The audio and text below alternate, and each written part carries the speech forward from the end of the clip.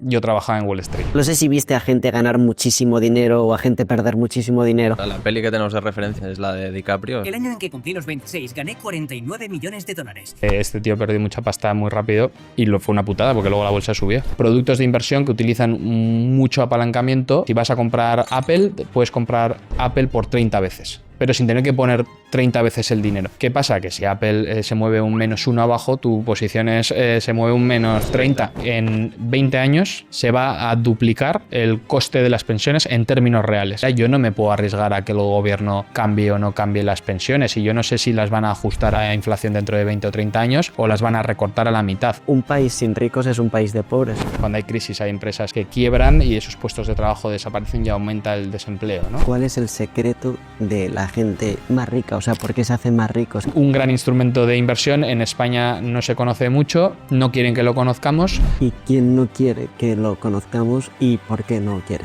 ¿O dónde tendríamos que invertir? Gente pues joven como nosotros que no empezamos a ganar nuestros primeros salarios. Si tú inviertes 50 euros al mes al 7% de rentabilidad real, al cabo de 40 años habrás obtenido 130.000 euros. A la de 3.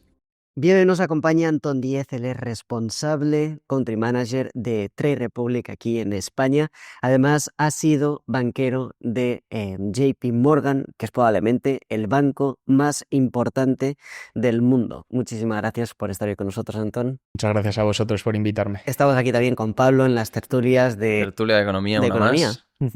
Y un placer tenerte y poder hablar de tu pasado, porque tienes un pasado interesante en Estados Unidos, de tu negocio ahora Trade Republic, ¿no? Aquí en España, esta banca virtual que está en auge, que todos empezamos a conocer, y un poco el mundo de las inversiones, de la bolsa, del ahorro. Si quieres, vamos al inicio. Preguntarte, Antón, ¿en qué momento decides meterte en el mundo del dinero? O sea, ¿siempre fue algo desde pequeño?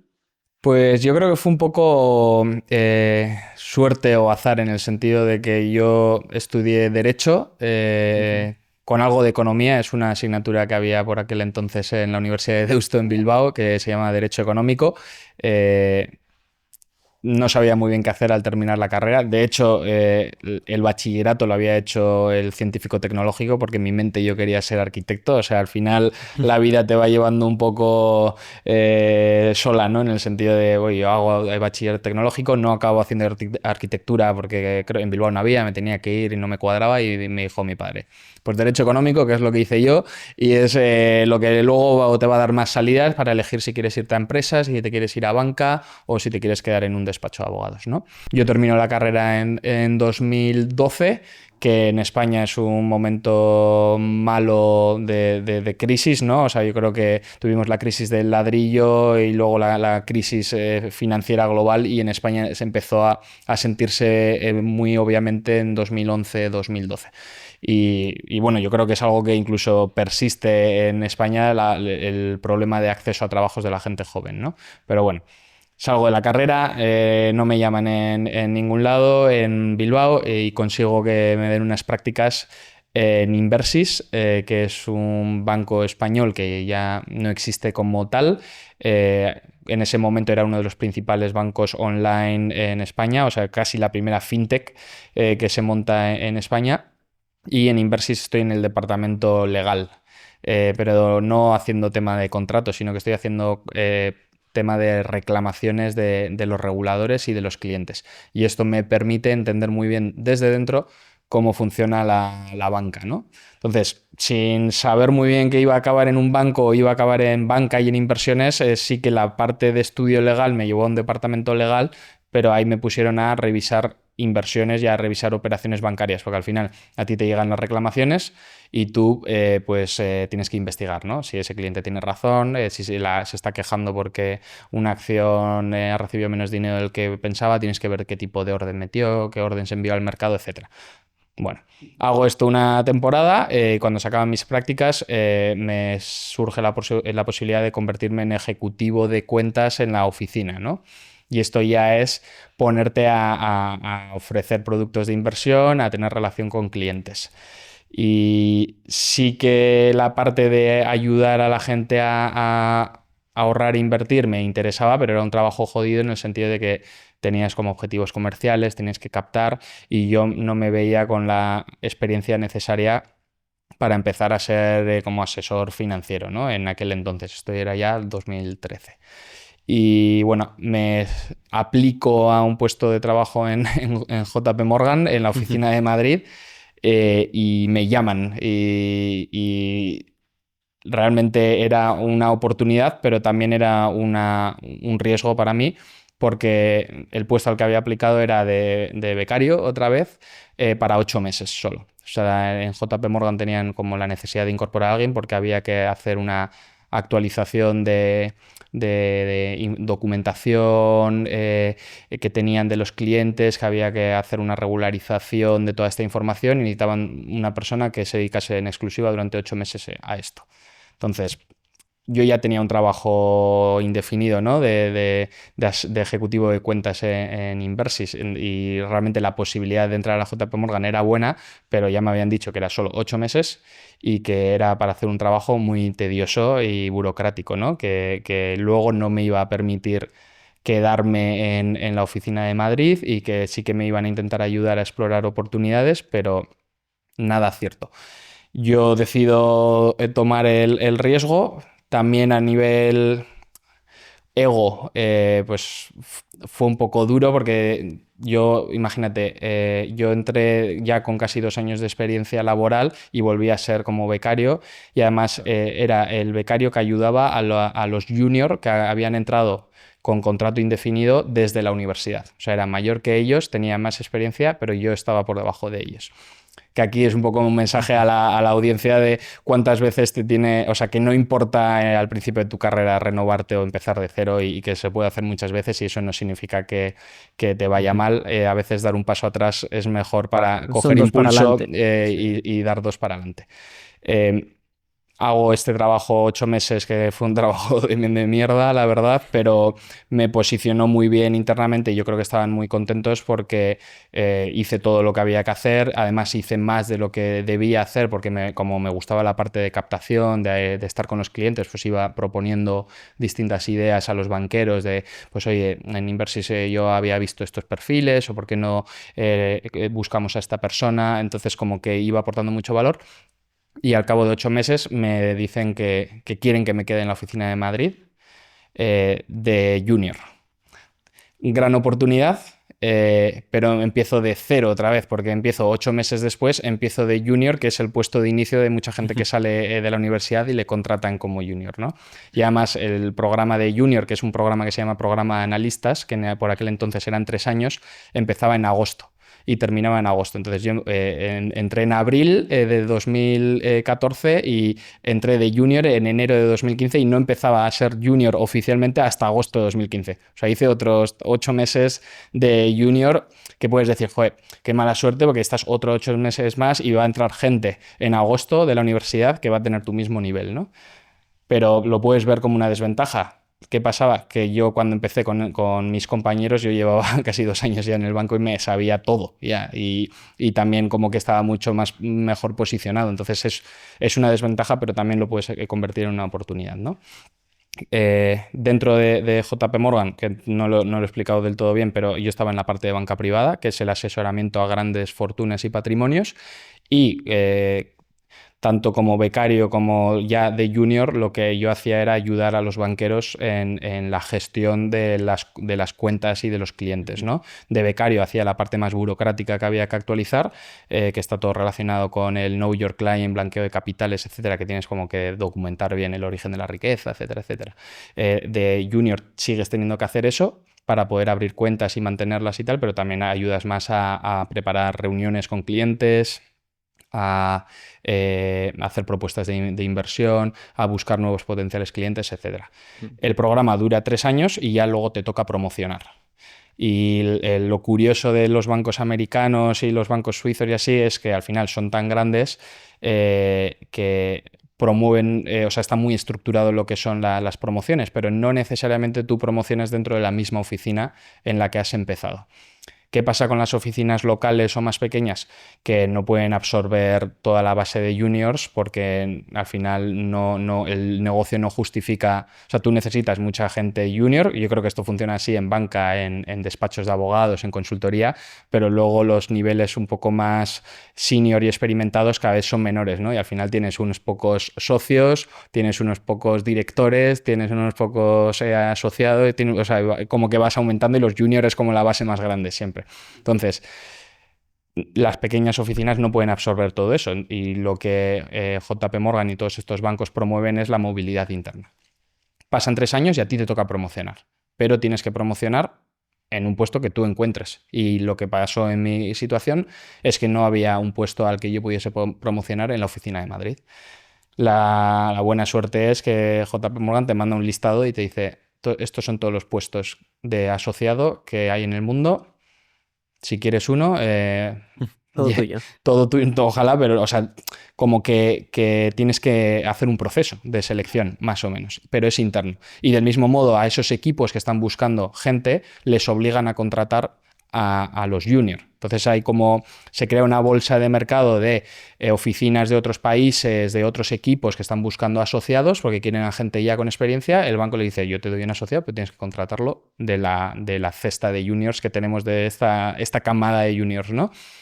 Y bueno, a mí me surge la oportunidad de buscarme un puesto de banquero en Nueva York, en Miami, en Londres, también en Zúrich. Me llamaron de la oficina de Greenwich, en Connecticut, que parece que pinta una oficina en Connecticut en Estados Unidos. Pues en Connecticut están todos los hedge funds, los famosos fondos de capital riesgo, son famosos porque están en esa zona. Entonces, a 20 minutos de Nueva York. Están a 20 minutos de Nueva York y viven ahí, las oficinas las tienen ahí. Entonces hay una gran oficina que está especializada en los dueños de los hedge funds. Porque aquí en España, has dicho que te dedicas más a banca privada, ¿los más ricos de España están en JP Morgan? Es el foco de clientes. O sea, al final, para ser cliente de banca privada te exigen tener varios millones de euros en la cuenta. Entonces, obviamente está muy enfocado en los más altos patrimonios. O sea, cuanto más alto, mejor. Y al final es un equipo muy pequeño y buscan pues que maximizar esa relación con clientes de determinado tamaño, Como ¿no? muy exclusivos, o sea, muy pocos clientes y de manera eso muy... es que es un poco el concepto de banca privada. Luego sí que hay distintas bancas privadas. Hay bancas privadas que te aceptan a partir de 1 millón de euros, a partir de 5 millones de euros, a partir de 25 millones de euros. Los bancos americanos que operan y los bancos suizos que operan en España están enfocados en el segmento más alto normalmente. 25. A partir de 25, sí, a partir de 10 millones en la cuenta. Esto quiere decir que el patrimonio de ellos es superior.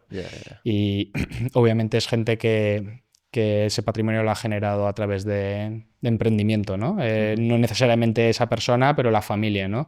Pues muchas familias con empresas, etcétera, ¿no? Te puedes imaginar. ¿Y había algún nombre conocido? Sí, pues no os lo puedo decir.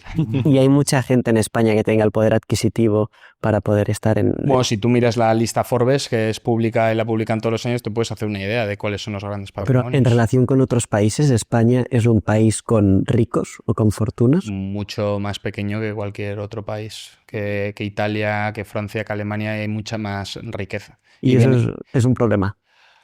Bueno, no es un problema. Al final, la riqueza viene a través del emprendimiento en la mayoría de los casos, ¿no? Y entonces, si tú comparas economías mucho más potentes, como pueden ser la alemana o la francesa, eso viene del resultado de tener un mayor tejido empresarial y de servicios y de empresas, ¿no? Y eso se traduce en más ricos al final. Y Estados Unidos, que es la mayor potencia del mundo, es el país donde más multimillonarios hay. Porque al final hay muchas empresas y las empresas normalmente son privadas. Una empresa la crea una persona o un grupo de personas que toman muchos riesgos en crear un negocio, ponen su patrimonio personal y su vida en favor de crear una empresa, y si tienen éxito pues acaban acumulando un patrimonio, pero el riesgo es brutal. Y yo creo que a veces no vemos todo lo que arriesgan estas personas que hipotecan sus casas o no se compran casas y están viviendo con sus padres para montar una empresa, el sacrificio personal de trabajar 80 horas a la semana en lugar de 40 que haría un asalariado.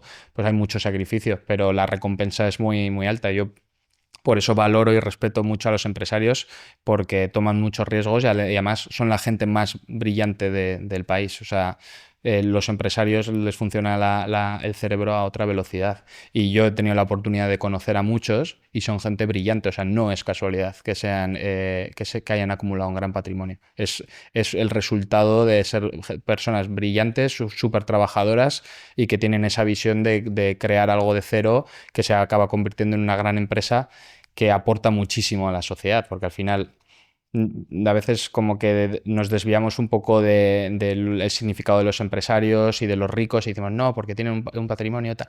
Pero claro, ellos han acumulado ese patrimonio, pero lo que han hecho por la sociedad es infinitamente mayor que su patrimonio, ¿no? Porque han creado empresas que generan cientos de miles de puestos de trabajo, de gente que paga sus impuestos, tiene hijos, consumen, se compran casas, etcétera. Y eso viene gracias a su esfuerzo, pero también a la posibilidad que el empresario generó de que ellos pudiesen dedicar ese tiempo al trabajo, ¿no? Si no hay empresas que dan trabajo, los trabajadores no encuentran trabajo, ¿no? Y es lo que pasa cuando hay crisis. Oye, cuando hay crisis hay empresas que quiebran y esos puestos de trabajo desaparecen y aumenta el desempleo, ¿no?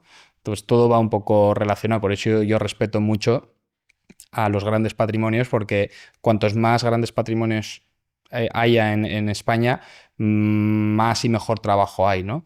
Y si tú tienes muchas empresas muy exitosas buscando muchos empleados, eso hace que atraigas más trabajadores o estés dispuesto a pagar más sueldos y haces que aumente el sueldo medio, ¿no? Porque imagínate, del mismo modo que en Estados Unidos tú tienes todas las empresas tecnológicas, pues obviamente se pelean entre ellas por los mejores ingenieros, los mejores product managers, y eso hace que vaya aumentando el nivel y atraes a ingenieros de calidad de otros países. Entonces atraes gente cualificada que va a ganar buenos sueldos y que va a tener esa capacidad de gasto dentro del país, ¿no? Pero además las empresas están subiendo los sueldos porque quieren atraer talento. Si eso pasa en España, imagínate que de repente salen 20 empresas tecnológicas punteras y cada una quiere contratar 50.000 ingenieros, de repente tienes cientos de miles de puestos de trabajo de ingenieros que igual no puedes cubrir solo en España, tienes que traerte gente de fuera que se va a comprar casas, que va a consumir, que va a utilizar servicios, que van a generar otros puestos indirectos, ¿no?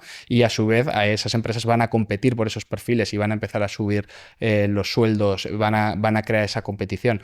Y todo lo que rodea eso va a hacer que haya más trabajo, más sueldos y más ingresos, ¿no? Entonces, es la base de una economía, ¿no? Esa creación de empresas y hasta donde yo sé, las empresas no se crean de la nada. O sea, las empresas las crea gente que decide dejar su trabajo y montar algo, ¿no?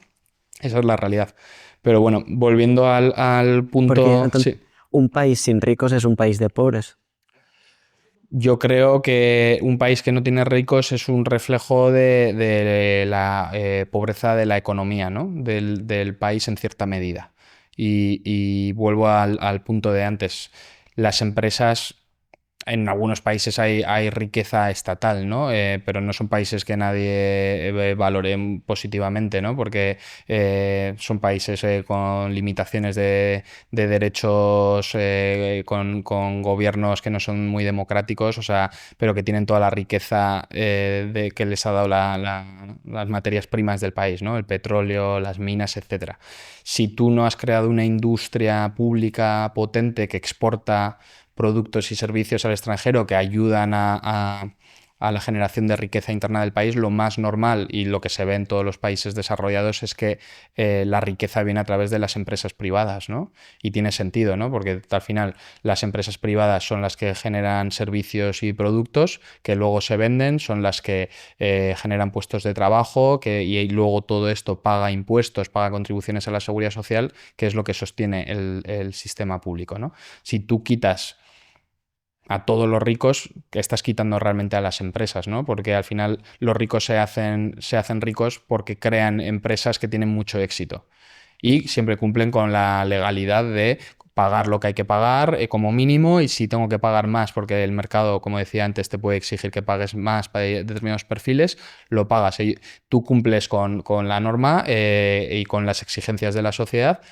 pero como resultado del gran riesgo que has asumido y el gran sacrificio personal que has hecho, tienes la recompensa de que tu empresa empieza a ir muy bien y empiezas a recibir tú los beneficios de haber hecho esa actividad empresarial, ¿no? Entonces, cuantos más ricos hay, es normalmente porque hay más empresas que pues crean ese tejido empresarial, ¿no? Y eso se ve mucho en Estados Unidos.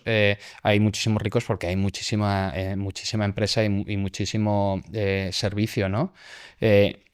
Obviamente Estados Unidos no es un ejemplo de perfección de sociedad, ¿no? Porque luego los servicios públicos están muy limitados. Pero yo sí que creo que un estado de bienestar sólido pasa por un sector privado muy potente y respetar a esos ricos, a esa gente que se quiere hacer rica y permitirles crear esos proyectos empresariales, ¿no? Que a largo plazo dan tantos frutos.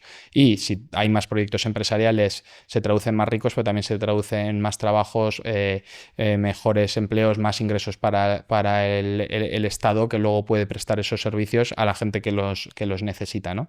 Pero bueno, hay gente que opina de manera distinta. A mí me parece clave fomentar en cualquier país el emprendimiento, fomentar que la gente quiera emprender, ¿no? O sea, esa cultura de crea también tú empresas por tú mismo, no ahogarlas desde el inicio con mucho impuesto, con mucha carga, porque necesitan al final que les eches una mano y eso viene del Estado, ¿no? De dar pues, las ayudas, dar las ventajas fiscales, de que la gente pueda emprender.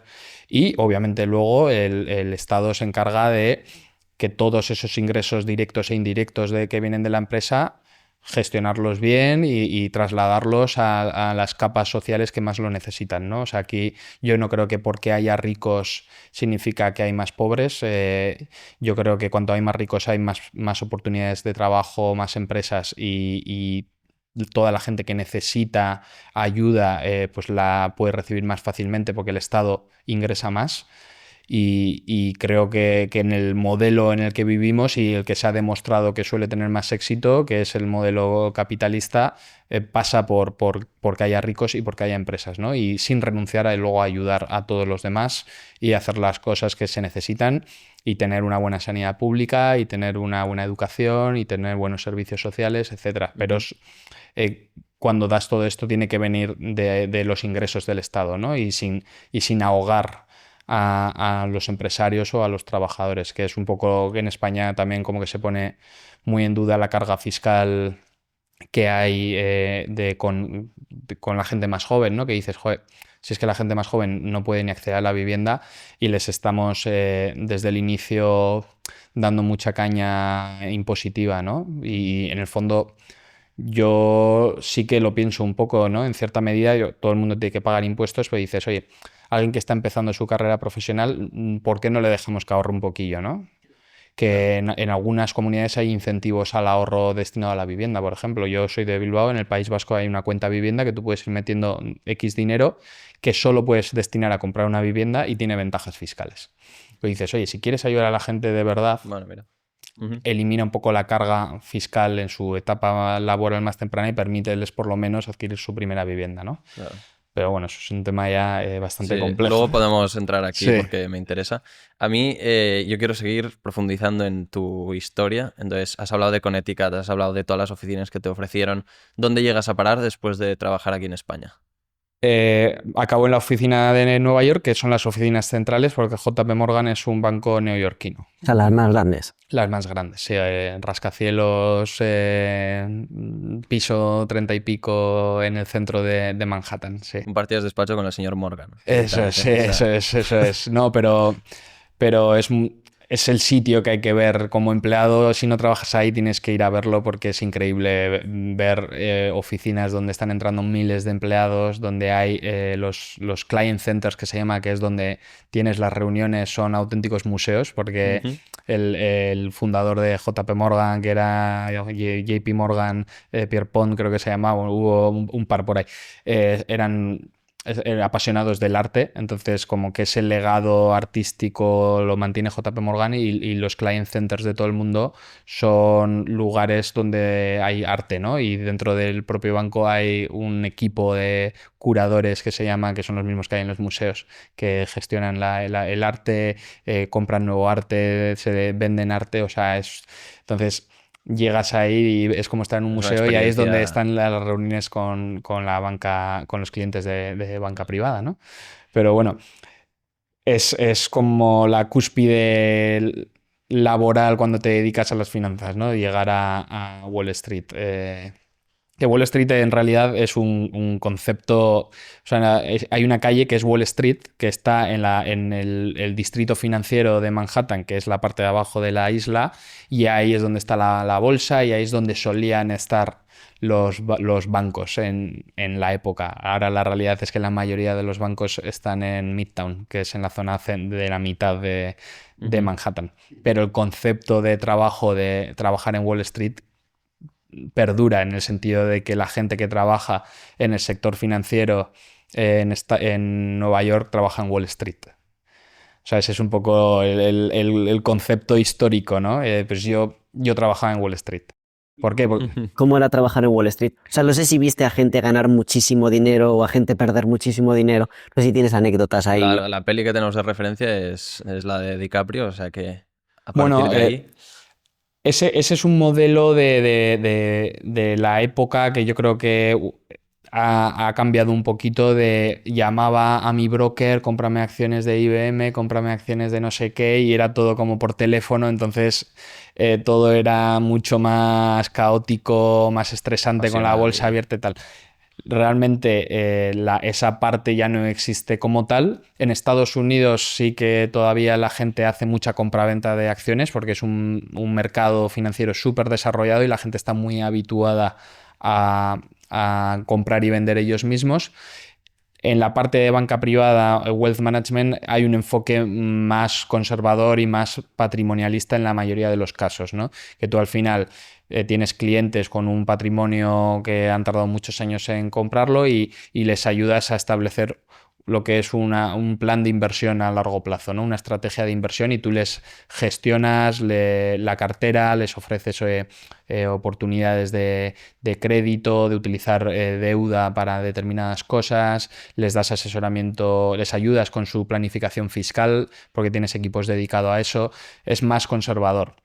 O sea, no es teléfono, locura y tal. La parte de banca privada es más tranquila. Sí que es cierto que dentro de Wall Street luego hay otros departamentos distintos, porque tú tienes el departamento de banca privada, luego tienes el departamento que gestiona fondos de inversión y gestionan lo que se llaman los endowments de las universidades y de las fundaciones, que son las universidades americanas y las fundaciones americanas reciben muchas donaciones y muchas herencias y entonces acaban creando un patrimonio financiero de varios miles de millones que los utilizan para generar rendimientos y dar becas, mantener la Ujú. universidad, etcétera. Pues eso lo gestiona un equipo dedicado y no es lo mismo la gestión de un patrimonio de una fundación que De el un patrimonio de particular. un personal o la gestión de un fondo de JP Morgan de acciones tecnológicas, que hay un equipo dedicado a la gestión de ese fondo. Ujú. Entonces tienes banca privada, que se llama Wealth Management.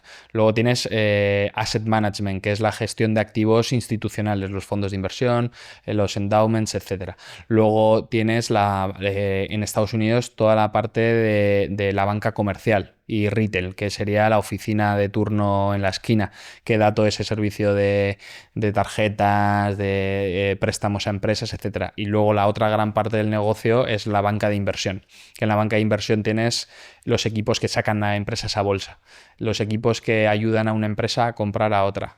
Y luego tienes los equipos de trading, que son los que dan ese servicio institucional a otros bancos o a otras gestoras de fondo a comprar activos, que son que son traders que se dedican a eso. Y tú piensas,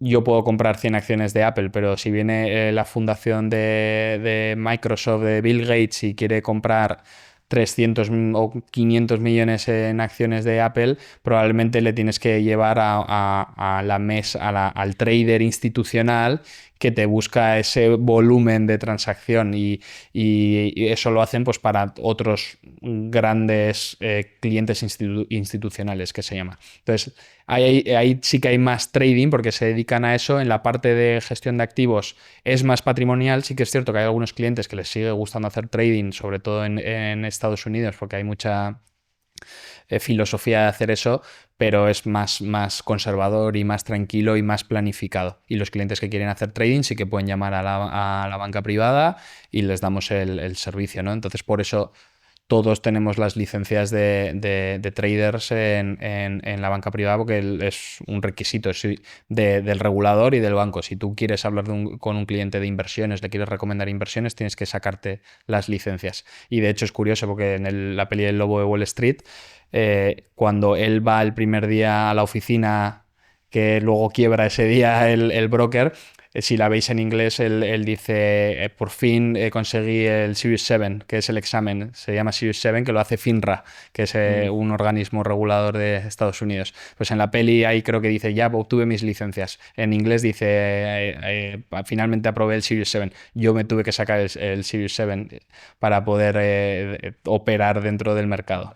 Entonces ahí viene la parte de trader y tal, pero la realidad de una banca privada es mucho más patrimonialista y al final tiene sentido porque es un patrimonio que han tardado muchos años en obtener y tampoco lo vas a especular muchísimo, que es lo que suele pasar igual con el trading, ¿no? Lo que sí que haces es un plan de inversión a largo plazo y en muchos casos hay gente que le gusta con una pequeña parte hacer trading, ¿no? Y como que complementas esa visión, pero el trabajo en banca privada es definir bien los objetivos de inversión, definir bien las carteras, optimizarlas y luego si la quieres complementar con algo de trading o con alguna otra historia, pues se hace por el lado. Entonces, yo me dedicaba a eso en Estados Unidos. Yo, además, como era extranjero, estaba en un equipo que daba servicio a extranjeros desde Estados Unidos. Y era un servicio súper único porque al final, por regulación, desde cualquier otro equipo americano no pueden gestionar clientes que viven fuera de Estados Unidos. Nosotros éramos el único equipo especializado en eso. Entonces, yo tenía clientes en Reino Unido muchísimos, teníamos clientes turcos, clientes en Mónaco, pero que tenían ese deseo o esa necesidad de tener el dinero en Estados Unidos.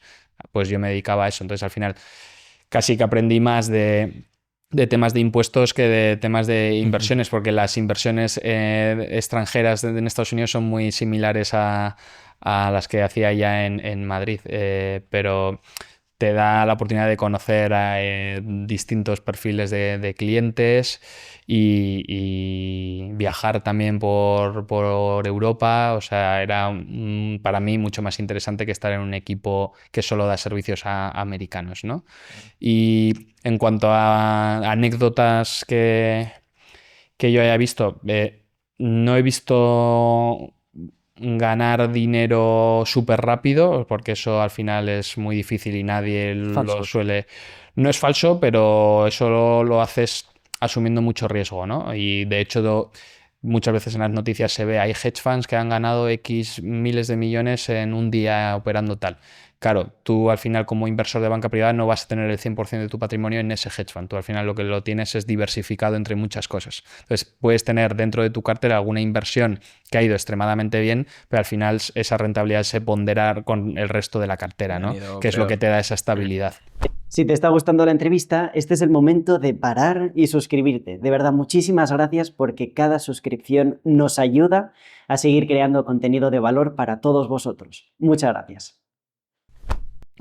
Sí que he visto en la pandemia que cayó muchísimo la bolsa americana, que luego rebotó, porque luego empezaron a meter ayudas y al final la economía repuntó, perder mucho dinero de golpe. Y además se perdió por apalancamiento, porque tú al final, cuando pides prestado contra una cartera de inversión, a la cartera de inversión le dan un valor crediticio, que se dice. O sea, tú puedes tener, imagínate, 100 millones de euros, si yo te presto dinero, te voy a prestar solo el 70% del valor de tu cartera, o sea, te presto 70. ¿Por qué? Porque me guardo ese 30% en caso de que caiga el valor de tu cartera un 30%, ¿no? Y yo te he prestado 70, lo que yo no voy a hacer como banco es que mis garantías del préstamo estén por debajo del préstamo, ¿no? Pues entonces tienes una exposición de riesgo, ¿no? De que te deban dinero y ese cliente no lo tenga. Entonces, cuando tú prestas dinero, y esto es igual que las hipotecas. En las hipotecas, por eso haces la tasación, ¿no? Y te dan el 80% de lo que sea más bajo, el valor de tasación o el valor de compra, ¿no? Y entonces el banco se guarda ese 20% de fluctuación en caso de que tú dejes de pagar la hipoteca, te ejecutan la hipoteca y se quedan con la casa, y si la casa ha perdido valor, pues tienen un 20% de margen porque solo tienes que recuperar el 80% más. Pues con los préstamos pasa igual. ¿Qué pasó cuando cayó tanto la bolsa tan rápido en la pandemia? Que algunas carteras que estaban apalancadas, es decir, que se pedía dinero prestado contra la cartera para reinvertirlo, perdieron el valor muy rápido y llegaron a lo que se llama margin call, que es cuando tienes cuando has llegado al límite de valor de tu cartera, ¿no? Y ahí no te venden. O sea, al final el banco lo que quiere no es perder dinero, y en última instancia puede vender toda tu cartera para recuperar el dinero del préstamo. ¿Qué pasa? Antes de eso tú le vas avisando al cliente y le dices, oye, del 30% de protección que teníamos ha caído un 15%. Tienes un 15% más. Si quieres, envíanos dinero de otro lado para recuperar el colchón, ¿no? Y al final lo que haces es, en vez de tener 100 millones de cartera, que ahora valen 80, envías 10 millones de euros o 20 millones de euros y vuelves a tener 100, ¿sabes? Entonces ya recuperas tu colchón. Este cliente no tenía como la liquidez y seguía cayendo su cartera, y al final le vendieron las posiciones para recuperar el préstamo. ¿Qué pasa? Que cuando te venden una cartera apalancada, pues de repente acentúas las pérdidas, ¿no? Porque no solo han vendido tu cartera en el momento más bajo, pero tu pérdida se ha multiplicado porque tenías la cartera apalancada, es decir, estabas pidiendo dinero prestado para reinvertirlo. Entonces la pérdida patrimonial se acentúa. No sé si me explico bien, pero si tienes 100 y pides 50 para reinvertirlo, claro, inviertes 150, ¿no? Entonces, si de 150 cae a 120, la cartera ha perdido 30. Pero tú le debes 50 al banco, entonces si tienes 120, le devuelves 50 al banco, te quedan 70, ¿no? O sea, has perdido 30 kilos. Claro. Versus si la hubieses hecho la misma. Pierde. Claro, pero ese apalancamiento, ese endeudarse para invertir, hace que las caídas se acentúen. Entonces, si a ti te venden justo en ese momento, has perdido mucho más porque estabas apalancado. Entonces, a este tío perdió mucha pasta muy rápido. Y fue una putada porque luego la bolsa subió. O sea, si él hubiese traído garantías y se hubiese mantenido invertido, hubiese aumentado. Por eso los productos en España que se han vendido un montón, que son una mierda, que son los CFDs y todo esto. No sé qué son. Son productos apalancados, que antes se hacía mucha publicidad. Gracias a Dios la CNMV prohibió la publicidad, pero antes se veía equipos patrocinados por plataformas que ofrecían CFDs, que son Contract for Difference. Son productos de inversión que utilizan mucho apalancamiento, es decir, te permiten, si vas a comprar Apple, puedes comprar Apple por 30 veces, pero sin tener que poner 30 veces el dinero. Tú solo pones un poquito de dinero para tener la exposición 30 veces a Apple. ¿Qué pasa? Que si Apple se mueve un -1 abajo, tu posición se mueve un -30. Claro, entonces es un producto hipervolátil, y como tú no te permiten perder más dinero del que tienes con ellos, pues enseguida es muy fácil que te ejecuten la posición, que es lo del margin call, ¿no? Dicen, oye, esto ha caído tanto, o me traes más dinero o vendo esta cosa, porque lo que no va a hacer es perder más dinero. Entonces, ¿qué pasa? Que la gente mete 50, 100 eurillos y los pierde, porque es que es tan volátil. Claro, pues eso en España se ofrecía y ya se prohibió esa comercialización porque es súper, súper especulativo. Claro, el cliente no estaba especulando, era... Al final, una estrategia de inversión muy habitual es utilizar algo de apalancamiento, algo de deuda para invertir un poquito más. ¿Por qué? Pues si tú a largo plazo tienes y esto lo hacemos todos con las hipotecas en realidad, porque tú al final pides prestado a un 2%, lo inviertes a largo plazo en algo que te genera el 5%, realmente sobre ese dinero que has prestado después del coste de la deuda has obtenido un 3%, ¿no? Entonces, si lo haces de manera prudente, tiene sentido.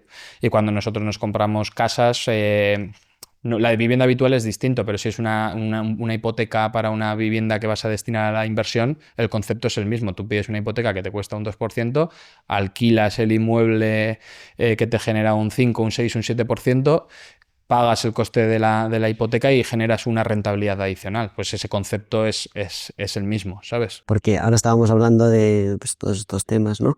Pero a mí me venía a la cabeza cuál es el secreto de la gente más rica? O sea, ¿por qué se hacen más ricos? ¿Qué hacen ellos con todo este dinero? O sea... Bueno, o sea, tampoco hay ningún secreto que digamos ellos lo saben y nosotros no. O sea, al final es el resultado de acciones que una vez explicadas son bastante obvias, ¿no? Si tú tienes mucho dinero que lo inviertes en cosas que te van a ofrecer un retorno mayor, al final acabas acumulando más patrimonio. Y o sea, tú piensas que por ejemplo, la bolsa americana, el SP 500, que son las 500 mayores empresas de Estados Unidos, en los últimos 50 años la rentabilidad anual es de en torno al 10%, ¿no? Si un gran patrimonio mete 100 millones de euros y obtiene todos los años un 10%, que además lo reinvierte, pues hace que no solo sus 100 millones generen rentabilidad, sino que el 10% que ha recibido el primer año lo ha vuelto a invertir y ese 10% te vuelve a generar otra rentabilidad. Y haces un efecto bola de nieve que acabas acumulando más patrimonio en beneficios que has obtenido que el patrimonio inicial que invertiste, ¿no? Entonces, los grandes patrimonios enseguida, a través de las bancas privadas y de la posibilidad de tener este acceso a profesionales, llegan a la conclusión de voy a invertir mi dinero porque me genera más patrimonio a largo plazo y al final lo que consigues es no descapitalizarte. Es decir, el patrimonio inicial que yo invertí me genera las rentas suficientes para no tener que gastarme mi patrimonio, ¿no? Porque puedes vivir de ese 10%. Y no solo del 10%, puedes vivir de que los beneficios que no te has gastado te han generado otro 10% más adelante, que es el famoso concepto del interés compuesto, ¿no? Que es yo invierto, los beneficios los vuelvo a reinvertir. Entonces, lo que me vuelve a generar rentabilidades al año siguiente no es mi inversión inicial, sino que es mi inversión inicial más los beneficios. Y al año siguiente vuelves a hacer eso. Tú, si buscáis en una calculadora de interés compuesto, puedes poner 20 años la misma rentabilidad, un 5%, un 10%, me da igual, y un dinero inicial de 10.000 euros. Tú ves que el gráfico, al final de los 20 años, generas más intereses que el patrimonio inicial que invertiste, porque esos intereses que has ido reinvirtiendo te generan más intereses aún. Entonces se va como separando y se va haciendo una bola de nieve que al final el patrimonio que tú invertiste no significa nada respecto al patrimonio que has acumulado en intereses y beneficios. Eso la banca, los clientes de banca privada y los grandes patrimonios lo tienen muy claro y muchos de ellos ya lo saben de sus negocios empresariales, porque al final cuando tú tienes un negocio pues, y tienes beneficios, pues pagártelos en dividendo o los puedes reinvertir. Y muchos de ellos dicen, a mí me compensa reinvertir este beneficio dentro de la empresa porque la rentabilidad que me va a dar esa inversión del beneficio es mucho más superior que el propio dividendo invertido en la bolsa, ¿no? Y al final es el famoso ROI, el Return on Investment, ¿no? De decir, oye, es que si yo en vez de sacarme este dividendo y gastármelo yo en un coche, lo reinvierto en mi empresa, esto va a hacer que la empresa el año que viene facture un 20 o un 30% más, ¿no? Pues 5 coches. Claro, o sea, conceptualmente lo tienen muy claro.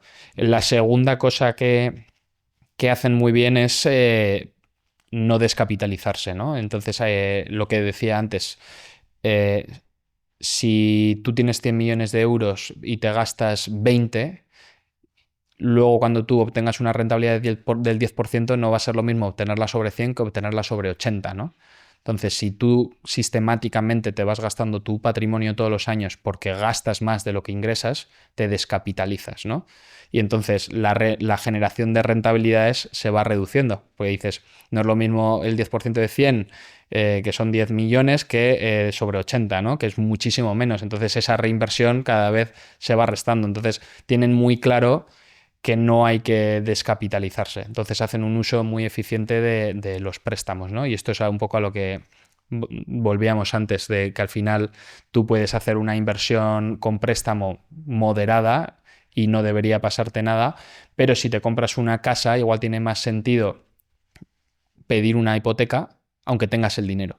¿Por qué? Porque mi dinero me está generando un 10% y a mí la hipoteca me cuesta 2. Entonces yo puedo pagar los costes de la deuda con creces con los intereses de mi patrimonio, ¿no? Entonces no me descapitalizo, no destruyo esa base de 100, sino que pido el dinero prestado y simplemente asumo el coste de la deuda. Y eso en Estados Unidos lo hacen un montón y se compran casas con los intereses de su patrimonio financiero, pagan los intereses de la hipoteca, viven en la casa y luego te quieres cambiar de casa y la vendes. y realmente has vivido en una casa y no te has gastado tu patrimonio. Eso realmente es un concepto que se puede aplicar a todas las personas, ¿no? En mayor o menor medida, ¿no? Es decir, es clave que generar retornos de tu ahorro y es clave siempre que se pueda no descapitalizarte, ¿no? Porque al final si tú te descapitalizas, o sea, que quiere decir que te gastas más de lo que ingresas y por tanto vas tirando de ahorros, pues luego el potencial de revalorización de tus ahorros lo vas disminuyendo, ¿no? Y hay gente que no lo tiene claro y no le ve el valor, ¿no? Porque es un ejercicio muy disciplinado y los grandes patrimonios, porque lo han vivido en sus empresas o porque tienen asesores que se lo han explicado cuando era necesario, porque hay gente que no tiene conocimientos financieros porque son 100% industriales y ellos lo que saben es hacer su industria y de repente les compran la empresa y tienen un patrimonio financiero y dicen, ¿y yo qué hago con esto?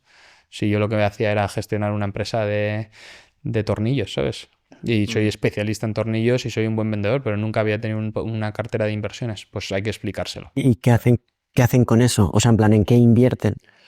Bueno, o sea, al final es un ejercicio que muchas veces dicen que los banqueros son psicólogos, ¿no? Porque tú tienes que hacer un ejercicio de explicación, ¿no? Que es lo mismo que yo hago para Trade Republic cuando voy a entrevistas, hablo mucho de ese ejercicio de planificación y ese ejercicio de explicación de qué son las inversiones y qué significan para la gente. Con los grandes patrimonios que no tienen experiencia en inversiones, vas desde cero, tú les explicas por qué hay que invertir, por qué hay que diversificar las inversiones y no asumir muchos riesgos, por qué no hay que descapitalizarse, ¿no? De que dicen, no, pues acabo de vender la empresa y me voy a comprar 6 casas y no sé qué. Dices, oye, ¿por qué no lo inviertes y haces hipotecas y no te descapitalizas? No, porque ya tengo el dinero, ¿por qué voy a hacer esto? Pues te explico, claro, porque si luego inviertes el restante del dinero después de haberte comprado las casas, las potenciales rentabilidades ya se ven reducidas y ahí estás descapitalizándote. Y de hecho, las bancas privadas tienen herramientas de proyección que hacen una simulación de Monte Carlo, que se llama, que tú para un tipo de cartera determinada proyectas distintos escenarios desde los escenarios más extremos, tanto para positivo como para negativo, y en el centro se acaban concentrando los escenarios más probables, ¿no? Y eso al final es una herramienta que tienes que nutrir de datos, ¿no? Pero utilizas datos históricos de decir, oye, los mayores picos de volatilidad de los distintos activos fueron estos, los escenarios más probables de que no pase nada son estos. Entonces tú al final tienes una dispersión de rentabilidades para un tipo de cartera de inversión y tú le explicas, si tú mantienes esta cartera de inversión en el escenario más favorable puedes tener esta rentabilidad anualizada, en el escenario más adverso posible de esta proyección puedes perder esto, el escenario más probable es que te muevas en este rango, ¿no? Y a esa herramienta tú le puedes meter gastos. Entonces tú puedes decir y le puedes meter ingresos. Entonces tú le puedes ayudar a esta persona a proyectar la evolución de su patrimonio a 5, 10 o 20 años, asumiendo una serie de ingresos o cero ingresos y asumiendo una serie de gastos. Y en muchos casos les puedes enseñar que en 20 años se van a quedar sin dinero, porque están metiendo más gastos que la generación de rentas que hace su patrimonio, entonces se van descapitalizando. Entonces tú les enseñas, obviamente son proyecciones, porque a futuro no sabes cuánta rentabilidad vas a obtener, y eso en el mundo de las inversiones funciona así. Nos basamos en el histórico, ¿no? Pero el histórico nos dice que puede más o menos pasar en el futuro. Entonces tú proyectas y ves el escenario más probable, ¿no? El rango más probable donde te mueves. Y luego obviamente tienes los extremos. Pero claro, al final un extremo puede ser el más favorable posible y luego tienes un extremo más adverso posible, pero un extremo tan adverso probablemente esté asociado a otros problemas que van a ser muy, muy impactantes en cualquier caso, no porque solo hayas invertido, ¿no? No sé si me he explicado. Sí. Vale, entonces, ¿cómo invierten? Depende mucho de la persona y sus objetivos personales. No es lo mismo una persona que dice yo quiero gastarme todo el dinero y no dejar nada y creo que voy a vivir 80 años, entonces tú le puedes hacer un plan de inversión con una serie de gastos pues más agresivo y no es lo mismo que una persona que quiere dejar todo el dinero a una fundación, ¿no? Y dice yo quiero vivir de las rentas pero no me quiero descapitalizar, entonces le haces un tipo de cartera igual más enfocada en la generación de rentas que al que se quiere ir gastando todo. Entonces cada persona es un mundo. Y luego no solo entra en juego los objetivos que tú tengas para tu vida y tus inversiones, sino también tu tolerancia al riesgo, ¿no? Porque hay gente que igual teóricamente debería invertir en activos más arriesgados, como puede ser la bolsa, más arriesgados en el sentido de que los precios se mueven más, pero no tiene la tolerancia de ver que su cartera ha caído un 10% o un 20%, que te puede pasar en la bolsa. O sea, al final las bondades de invertir en la bolsa es que a largo plazo es el activo que más revalorización potencial tiene. En el corto plazo sí que puedes ver fluctuaciones del precio de tu cartera de inversión y mucha gente se lo pasa mal. Entonces, tampoco tiene sentido que aunque tú seas joven y tengas que invertir en el activo de mayor revalorización potencial a futuro tiene, si vas a estar sufriendo, ¿no? Entonces hay que tener un poco en cuenta lo que se llama esa aversión al riesgo. Entonces depende mucho de cada persona. Pero esto también es extensivo a cualquier inversor o ahorrador de español, ¿no? O sea, este mismo ejercicio lo podemos hacer todos. De decir, cuánto quiero ahorrar, ¿no? O sea, cuánto ahorro anual quiero hacer, ¿no? Cuánto estoy ingresando y cuánto estoy gastando, dónde tengo que cortar o qué cosas puedo cortar, para qué estoy ahorrando, ¿no? Me quiero comprar una casa dentro de 5 o 10 años o quiero ahorrar para mi jubilación. Todo eso, ese análisis personal cada uno lo puede hacer y luego a eso le incorporas el ejercicio de generar rendimientos de las inversiones, ¿no? Y aquí es donde en España nos quedamos un poco atrás porque tenemos ese concepto de que invertir es arriesgado y invertir es un casino y solo lo pueden hacer los grandes patrimonios porque tienen asesoramiento y tampoco es verdad. La inversión es una herramienta que tenemos todos a nuestra disposición a día de hoy para beneficiarnos de los activos financieros y de los mercados bursátiles, ¿no?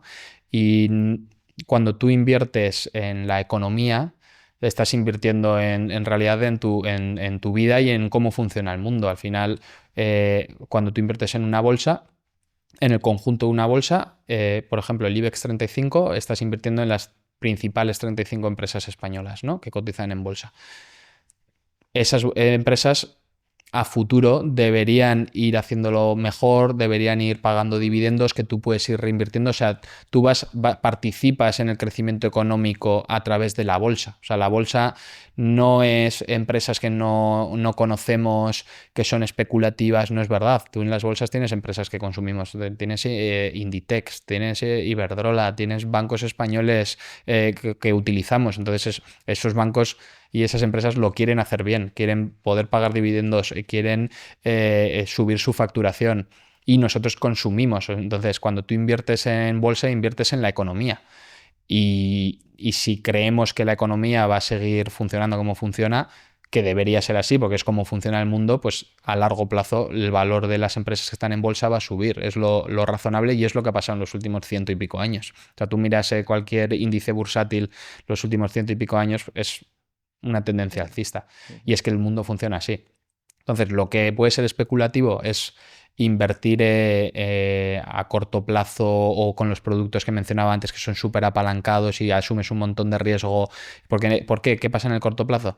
Pues que las empresas de repente tienen un trimestre de resultados que no es tan bueno como lo esperado, o de repente hay una recesión en un país, o sale un presidente y dice algo que no debería y dice, no voy a poner un impuesto súper extra a las energéticas. ¿Qué pasa en la bolsa?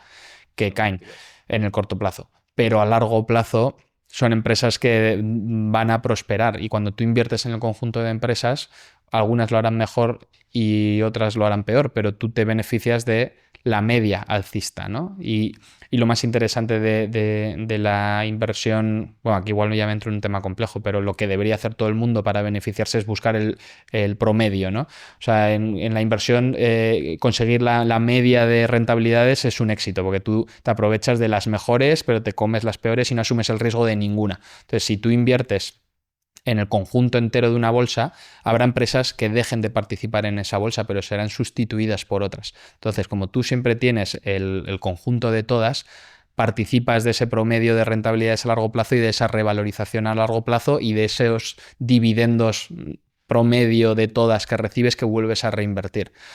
Y así es como a largo plazo invertir en bolsa deja de ser arriesgado, porque tú siempre vas a tener las mejores empresas en cada momento. Y en Estados Unidos ahora todos hablamos de Nvidia, de Tesla, de Amazon, de Meta, pero miras hace 30 o 40 años y ninguna de esas empresas estaba ahí. Pues dentro de 50 o 60 años igual no son estas empresas y son otras. Pero como tú habrás invertido en el conjunto de todas, te habrás beneficiado de que hay otras empresas ganadoras y habrás obtenido ese promedio que busca la gente, que en el caso de la bolsa americana, el S&P 500, dependiendo del periodo, pero está en torno al 10% anual. Y si miras en un periodo más corto, los últimos 10 años creo que ha sido hasta mejor por todo el boom tecnológico. Eso está al alcance del pequeño ahorrador inversor y lo puedes incorporar en tu planificación. Entonces, si tú te quieres comprar una casa dentro de 10 años y necesitas tener 50 o 100.000 euros ahorrados y con tu capacidad de ahorro te estás quedando corto, igual puedes invertir para obtener esas rentas y hacer que esa acumulación de patrimonio se acelere, ¿no? A través de una rentabilidad anualizada. Y habrá un año que igual caiga un 10%, pero probablemente el año siguiente recuperes el 10% y añadas. Y al final buscas ese promedio no solo de invertir en el conjunto de toda la bolsa, sino que buscas ese promedio anual de rentabilidades, ¿no? Y buscas esa exponencialidad que te da hacerlo a largo plazo. Eso es un poco el concepto de planificación financiera. Y en lo que decía, en España hemos tenido mucha mala experiencia con la inversión por diversos motivos, por malos productos. También la bolsa española no es la más boyante del mundo, o sea, es una bolsa bastante estática que paga buenos dividendos, pero no se ha visto del mismo modo impactada como la bolsa americana, que tienes la gran revolución tecnológica que ha hecho que muchas empresas prosperen y el índice entero haya prosperado muchísimo, pero eso no lo hemos visto. Entonces hay esa sensación de mala experiencia por malos productos de inversión, apalancados o no. En España se venden productos de inversión de muy mala calidad. Y la mala experiencia de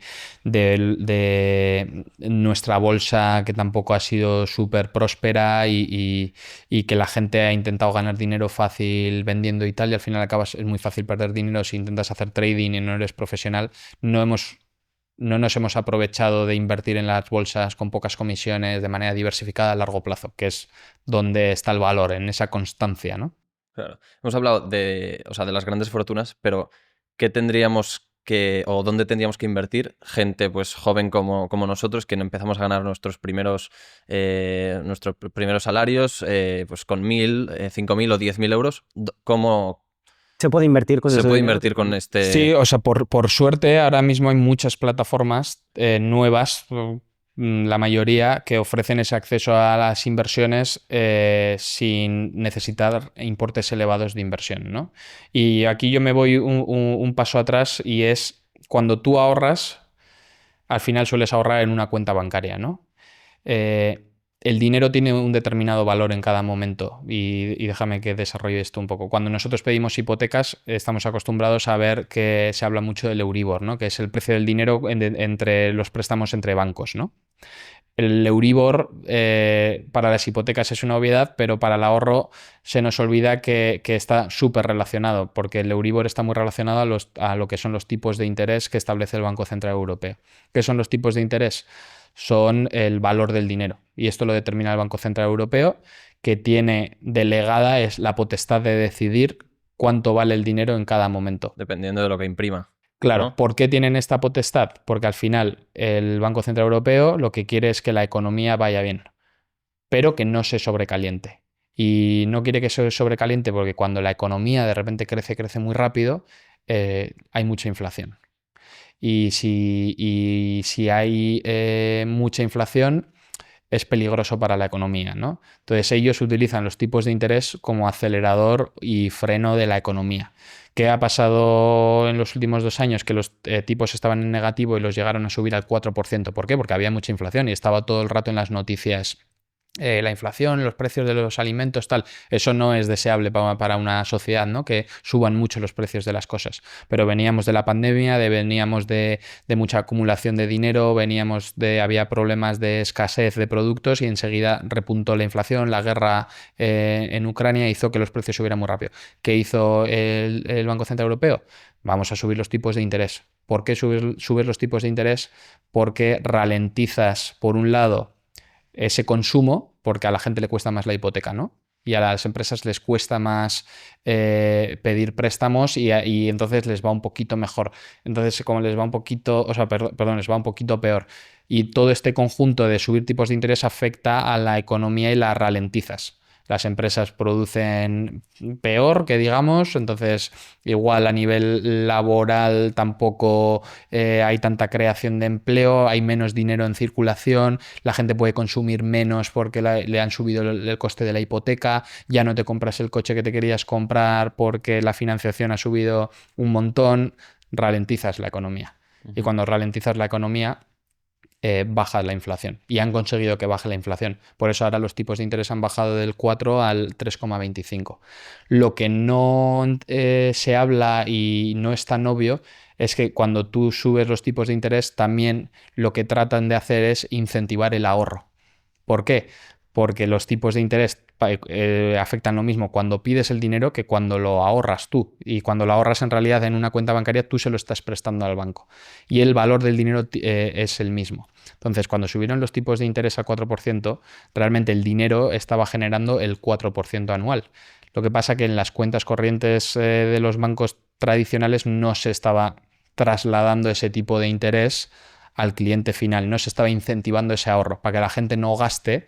Y para mitigar la inflación les tienes que dar el interés para que digan, no, yo no me gasto el dinero porque me está generando un 4% en el banco, no, Claro. voy a gastar menos, que es también el objetivo. Y eso en España no se trasladó así. De hecho, de Guindos, que fue ministro en España y ahora es vicepresidente del Banco Central Europeo, salió varias veces diciendo que la banca tenía que trasladar los intereses al ahorrador, porque si no estaban permitiendo que las políticas monetarias del Banco Central Europeo surtieran ese efecto. Y ahí entramos nosotros y nos que... popularizamos un montón porque llegamos a pagar el 4% a los clientes sin ninguna condición hasta 50.000 euros y cuando bajaron los tipos de interés al 3,25 nosotros los hemos ido bajando, ¿no? Bajó del 4 al 3,5 y del 3,5 al 3,25. Pero la lectura es que nosotros trasladamos los tipos de interés a todos los clientes nuevos y existentes sin que tengan que cumplir ninguna condición. ¿Por qué? Porque ese dinero les pertenece, porque esos intereses los han generado su dinero, ¿no? Entonces se lo damos a ellos. Volviendo a la pregunta de... Ayer, perdona, había gente que oye, voy a entrevistar mañana a Antón de Trade Republic y me decía, pregúntale por qué me ha bajado el tipo de interés a 3,25 cuando hace 2 años estaba en 4. Porque no depende de él, que es el lo Banco ha Central, bajado el ¿no? Banco Central Europeo, nosotros lo tenemos que bajar porque si no perderíamos dinero. Claro. Lo máximo que podemos hacer por la gente es darle el tipo completo y no quedarnos nada, ¿no? Volviendo a la pregunta de una persona que está ahorrando, como mínimo, a día de hoy, sin asumir ningún riesgo, tú puedes esperar que te den el valor del dinero, ¿no? Que se sitúa en el 3,25. Eso es lo mínimo que puedes esperar, ¿no? Porque si tu dinero libre de riesgo, que es tenerlo en la cuenta, está generando el 3,25, tú tienes que buscar esa rentabilidad libre de riesgo, ¿no? Que te ayuda un poco a mitigar el impacto de la inflación, ¿no? Que tanto se habla. Al final, la inflación es que suben los precios de las cosas todos los años un poquito y si tu dinero sigue siendo el mismo, puedes comprar menos cosas que antes, ¿no? O sea, si con 1.000 euros compraba 1.000 euros de aceite, el aceite sube a 1.500 y yo sigo teniendo 1.000 euros, ya no puedo comprar la misma cantidad de aceite, ¿no? Ese es un poco el concepto de la inflación. Entonces, como mínimo, sin asumir ningún riesgo, los ahorros deben esperar el tipo de interés del Banco Central Europeo. ¿Qué pasa? Que invertir el dinero en activos que no tienen ningún riesgo, como puede ser depósitos o cuentas remuneradas, a largo plazo no hace que tu dinero trabaje por ti. Y además suelen estar muy, muy cerca de la inflación. O sea, el 3,25 con una inflación del 2 y pico, pues le está sacando nada al dinero. Lo que tiene que hacer la gente, después de haber entendido un poco sus objetivos, su capacidad de ahorro, es tratar de beneficiarse de invertir a largo plazo en los mercados bursátiles. ¿Cómo deberías hacer esto? Si si estás ahorrando todos los meses, tú puedes hacer un plan de inversión recurrente, ¿no? Que se ejecuta todos los meses e inviertes en la bolsa, ¿no? Y te olvidas y no tienes que asumir muchas comisiones, ¿no? Eso sería una estrategia. Lo que hay que hacer, y depende mucho de cada persona también, o sea, yo no puedo dar un consejo de inversión para todo el mundo porque cada uno tiene objetivos distintos y tiene tolerancias al riesgo distinto. Lo que sí que hay que hacer es utilizar instrumentos financieros con pocas comisiones. En mi opinión, los ETFs y los fondos indexados en España son los productos que te permiten invertir con muy pocas comisiones. Hay que hacerlo de manera... ¿De qué interés hablamos en fondos indexados aproximadamente? ¿De costes? No, o sea, ¿qué tipo de interés compuesto te genera? ¿Qué rentabilidad te genera? Claro, tú y cuando... luego si puedes hablar un poco de qué son los ETFs. Sí, ¿no? ETFs, fondos... ETFs y vale. O sea, un ETF o un fondo de inversión es como una cesta de valores, ¿no? Tú decides, quiero invertir en las 35 empresas del IBEX 35, ¿no? Tienes dos opciones. Comprártelas tú, las 35, y tener las 35 en tu cartera, pero las tienes como que ponderar tú según el peso que tiene cada una dentro del IBEX 35, porque hay algunas que son más grandes que otras, todas forman parte del IBEX 35, pero tú en teoría quieres tener exposición solo al IBEX. Si tú te compras un fondo de inversión o un ETF, ese instrumento invierte en esa cesta de valores y lo hace de manera automática. Es decir, tú puedes con un único vehículo de inversión invertir en las 35 de manera empresas. que se va regulando. Se va regulando solo, las comisiones son muy, muy, muy bajas porque está muy automatizado, no hay nadie detrás y además el instrumento te permite comprarlo desde 1 euro. Entonces, no necesitas tener el dinero para comprarte las 35 empresas, puedes comprarte el ETF con 1 euro.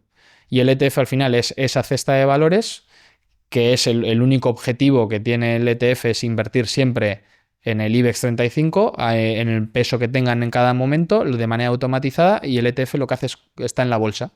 O sea, un ETF cotiza igual que una acción de Inditex, entonces tú lo puedes comprar. Y ese instrumento financiero siempre tiene la exposición al IBEX 35.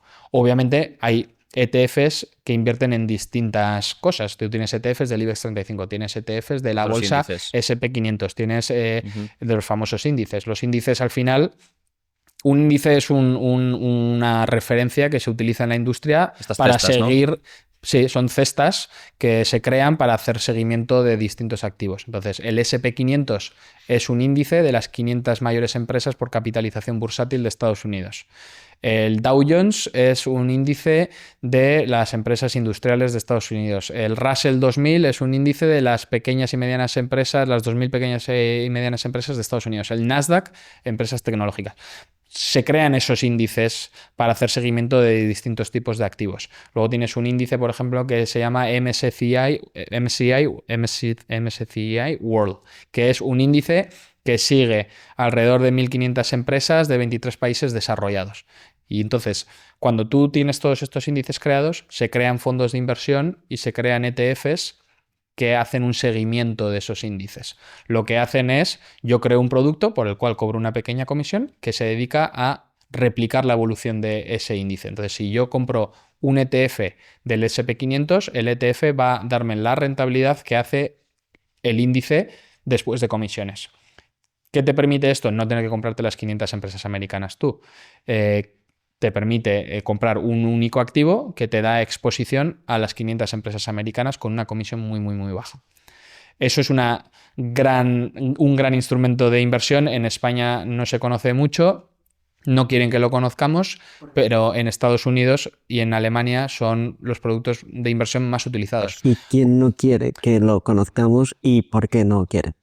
Pues porque tienen muy pocas comisiones y a largo plazo se ha demostrado que es mejor invertir haciendo un seguimiento del índice que invertir en fondos que los gestionan activamente y que te cobran una comisión del 2%.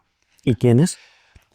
Pues toda la industria financiera en España venden, o sea, tú cuando vas a cualquier banco tradicional o a cualquier aseguradora te venden fondos de inversión y planes de pensiones que gestionan ellos y tienen comisiones muy altas, pero cuando tú miras, hay un estudio Hay una empresa americana que se llama SP Global, es una empresa que se dedica a hacer índices. Y ellos publican estudios.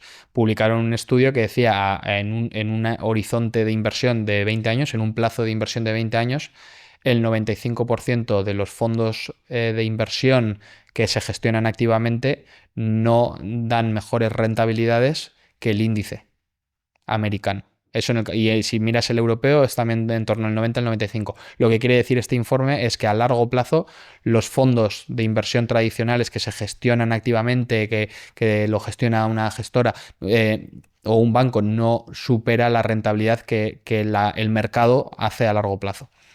Y tiene mucho sentido, porque tú al final, cuando inviertes en el índice, en el SP500, te beneficias del promedio de rentabilidades de las mejores empresas casi sin comisiones. Si tú siempre estás invirtiendo con un 2% de comisión, tú siempre tienes un lastre anual del 2%, ¿no? Que ralentiza ese efecto del interés compuesto a largo plazo.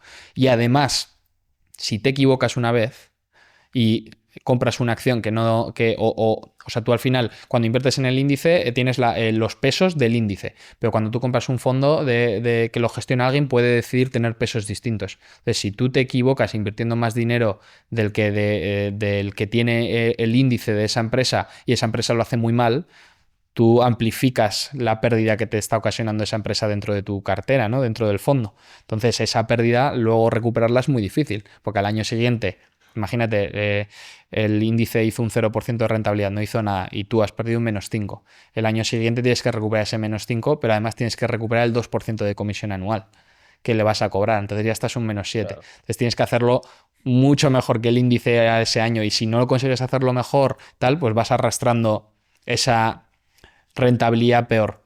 La realidad, desde los informes y de los estudios, dicen que la mayoría de los fondos tradicionales que se gestionan en el mundo no superan a la rentabilidad del índice, y tiene todo el sentido si tienes en cuenta los factores de un gestor, sus opiniones personales, las comisiones, pues es muy fácil de entender que no superen la rentabilidad de la bolsa en su conjunto. Dicho esto, en España hay una industria de fondos y planes de pensiones muy, muy grande, y se empujan muchos productos con comisiones altas, con mala gestión o gestión normal, pero que a largo plazo no superan la rentabilidad del índice, por lo que yo decía. Bueno, lo que decía yo, lo que dicen los estudios, pero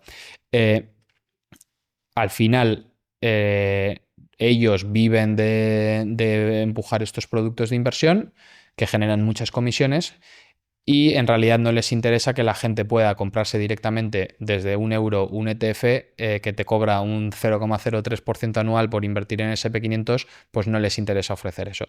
Prefieren que compres su fondo que le cobra el 1,5, el 2 o el 2,5 y invierte en el SP500. Eso es lo que prefieren. Pero en la práctica se ha demostrado que es peor, y eso la gente no lo sabe. De hecho, si tú te pones a mirar los mayores fondos de inversión en España y ves en qué están invirtiendo, utilizan los ETFs para hacer la cartera en la que ellos invierten. O sea, te están cobrando por invertir en algo que tú podrías comprar directamente, ¿no? Eso es un poco el mensaje, ¿no? Lo que mínimo que puedes esperar sobre tu ahorro es el tipo de interés del Banco Central Europeo. Si quieres invertir, hay instrumentos como los ETFs, los fondos cotizados que se llaman en español, o los fondos indexados, que te permiten invertir sin asumir muchas comisiones en la evolución de las distintas bolsas, ¿no? Evita las comisiones elevadas de los fondos de gestión tradicionales y planes de pensiones, porque es que te cuestan un dineral. Y de hecho nosotros hicimos un estudio en Trade Republic y decíamos, para la misma rentabilidad de un 7% anual, ¿qué pasa si le aplicas un 1% de comisión o un 2%? Es decir, tú te crees de 100% lo que te he dicho y dices, vale, efectivamente los fondos no superan la rentabilidad del índice, ¿no? Entonces, si el fondo tiene una comisión del 2% y obtiene la misma rentabilidad que el índice, yo he perdido un 2%, ¿no? Respecto al índice. Uh-huh. Pues para la misma rentabilidad del 7%, si tú le aplicas una comisión del 2% durante 50 años, has acumulado un 65% menos de patrimonio que si no hubieses pagado comisiones. ¿Y por qué digo has dejado de acumular un 65% de patrimonio? Porque no es solo la pérdida de la comisión del 2% que vas pagando año a año durante tu patrimonio, es que el efecto del interés compuesto que hablábamos se diluye, ¿no? Porque a tu rentabilidad del 7% le estás quitando el 2 todos los años. Entonces tú solo obtienes un 5% que reinviertes. Entonces se ralentiza el efecto del interés compuesto. El resultado al cabo de 50 años es que has generado un 35% del patrimonio respecto a haber obtenido el 7% de la rentabilidad que daba el índice, ¿no? Y ese impacto a largo plazo no se observa porque al final los fondos y los planes de pensiones y los ETFs lo que te quitan la comisión es de manera diaria. O sea, si te cobran un 2%, lo dividen entre 365 días. Y no lo vas viendo. Y además puedes creer que has tenido una buena rentabilidad porque dices, no, mi fondo de inversión me ha dado un 10% este año. ¿Pero en qué estaba invertido el fondo? Porque igual estaba invertido en la bolsa americana y la bolsa americana ha hecho un 14%. Entonces, en realidad has pagado un 2%, te han dado un 10% que está genial, pero podrías haberte comprado el ETF, ahorrarte el 2% y haber obtenido una rentabilidad superior. Entonces, ese impacto de las comisiones a largo plazo es una obviedad. A corto no lo percibimos. Pero si tú sacas un Excel y haces los números y a 7% le quitas el 2%, ves cómo y pones 10.000 euros 7%, 10.000 euros 5%. Y vas viendo al cabo de 20, 30 años lo que significa en cada caso, ¿no? Y se ve la pérdida patrimonial. Hay que evitar las comisiones siempre que se pueda porque tienen un gran impacto. Del mismo modo que tener dinero en la cuenta y que no te paguen intereses tiene un impacto para ti, porque esos intereses no te los estás quedando tú, pagar un 2% de comisión tiene un impacto sobre tu patrimonio, porque es un 2% que tú no estás ganando, ¿no? Respecto a la rentabilidad que estás obteniendo para el riesgo que estás asumiendo con la inversión, ¿no? ¿Cómo tiene que invertir la gente? Depende mucho de lo que quieran hacer. Puedes empezar muy conservador. Tú puedes invertir en ETFs que tienen puedes invertir en cualquier tipo de activo a través de ETFs. Lo más conservador que puedes hacer, puedes comprarte un ETF que invierte en el mercado monetario, que es casi lo mismo que las cuentas remuneradas y da prácticamente la misma rentabilidad. 3,25, ¿no? Lo que hemos dicho. 3,25, sí. Pues eso es lo más conservador que puedes hacer. Si quieres asumir algo más de riesgo y tener algo más de rentabilidad, ¿cuál sería el paso siguiente? La deuda de los gobiernos más seguros, ¿no? Estados Unidos, Alemania, ellos emiten deuda que luego tú puedes comprar. Hay ETFs que invierten solo en esa deuda de los gobiernos, ¿no? Y eso es más conservador. Claro, bonos o letras, ¿no? Sí, bonos, letras del tesoro, pues eso se puede hacer a través de ETFs que te aportan esa diversificación, ¿no? Dices, oye, yo no me tengo que comprar tantas letras yo solo, me compro un ETF que invierte en letras que se van emitiendo y se va reinvirtiendo los intereses y los vencimientos de las letras los voy a invertir y tengo esa exposición a letras, ¿no? Pero para la gente joven que quiere invertir 10, 15 o 20 años todos los meses, lo mejor es invertir en los índices bursátiles, ¿no? En la bolsa americana o en la bolsa mundial a través de los índices. ¿Por qué? Porque es el activo más rentable a largo plazo, ¿no? Históricamente hace rentabilidades que están entre el 6 y el 11%, ¿no? Depende cómo mires el periodo, pero anualizadamente el SP500 en los últimos 50 años creo que ha hecho un 10%, ¿no? La bolsa mundial creo que ha hecho como un 9%. Puedes seguir esos índices y te aprovechas de esa revalorización a largo plazo, ¿no? Y no te tienes que andar preocupando de hacerlo tú porque te puedes comprar el ETF. Además, puedes invertir todos los meses el ahorro que tienes, lo inviertes periódicamente sin comisiones. Puedes crear un plan de inversión libre de comisiones que va comprando todos los meses 50 euros o 100 euros en esos índices. ¿Qué consigues al invertir todos los meses el mismo dinero independientemente de dónde esté la bolsa? Que vuelves a buscar el promedio, ¿no? O sea, promedias tu coste de adquisición.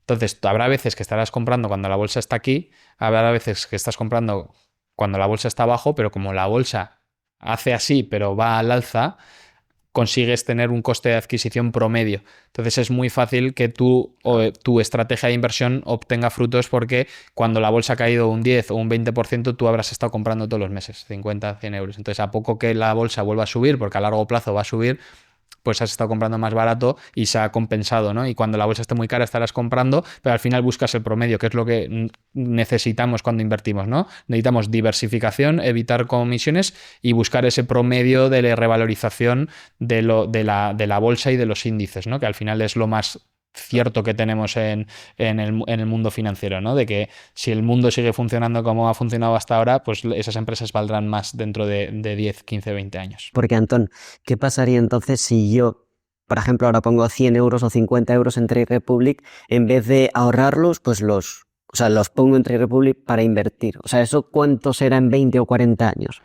Sí, bueno, cuando he contado estas cosas me han hateado un poco porque parece mentira, pero si miramos la rentabilidad histórica del S&P 500, al final yo siempre utilizo el S&P 500 porque Estados Unidos tiene el mercado bursátil más avanzado y donde más empresas cotizan y es un gran reflejo de las mayores empresas del mundo, ¿no? Si miramos la rentabilidad de los últimos 50 años, está entre el 11 y el 10%. Pero al final tú lo que buscas es una rentabilidad después de la inflación, ¿no? Entonces, en términos reales, que se suele decir, cuando tú no tienes en cuenta la inflación, si tú le quitas al 11% del S&P 500 la inflación americana, que de media es el 4%, te sale una rentabilidad anual real del 7%. Eso es lo que tu dinero se revaloriza sin tener en cuenta que va a perder valor por la inflación. O sea, yo te puedo hablar de un 11% de rentabilidad, te puedo hablar de un 7% real. Es lo mismo, ¿no? Una no tiene en cuenta la inflación, entonces te costará más esto. Cuando hablamos a futuro es mejor hablar de rentabilidad real, sin tener en cuenta la inflación, ¿no? Porque así no tienes en cuenta que la inflación, además no sabes la que va a ser, simplemente ves la revalorización de tus activos. Entonces, S&P 500, 11% de rentabilidad anualizada en los últimos 50 años. Si quitamos la inflación es un 7% anual real. Si tú inviertes 50 euros al mes al 7% de rentabilidad real, al cabo de 40 años habrás obtenido 130.000 euros de revalorización de tus 50 euros. Si 40 por 50 son... 200. 40 por 50, 2.000. No, 50 al mes.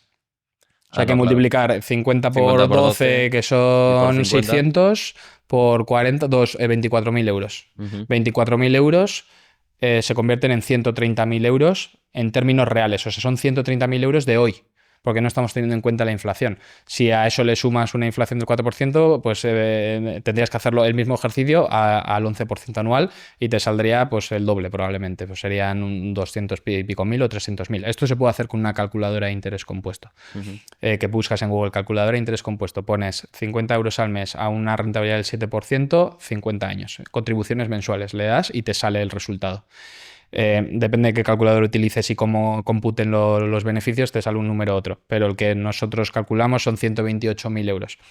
Que luego la gente me dice, ¿de dónde sacas un 7% de rentabilidad anual? O sea, yo utilizo los datos históricos de la bolsa. O sea, nada dice que vuelva a ocurrir, pero yo quiero creer que va a ocurrir porque el mundo vive de eso y si la bolsa dentro de 50 años está más baja que ahora es porque hay otros problemas que van a tener un impacto en el valor del dinero igualmente, ¿no? Porque también puede haber, hay países que han tenido inflaciones súper altas y eso destruye el patrimonio. Si tú tienes una economía que decrece constantemente, probablemente tengas un problema de inflación también, ¿no?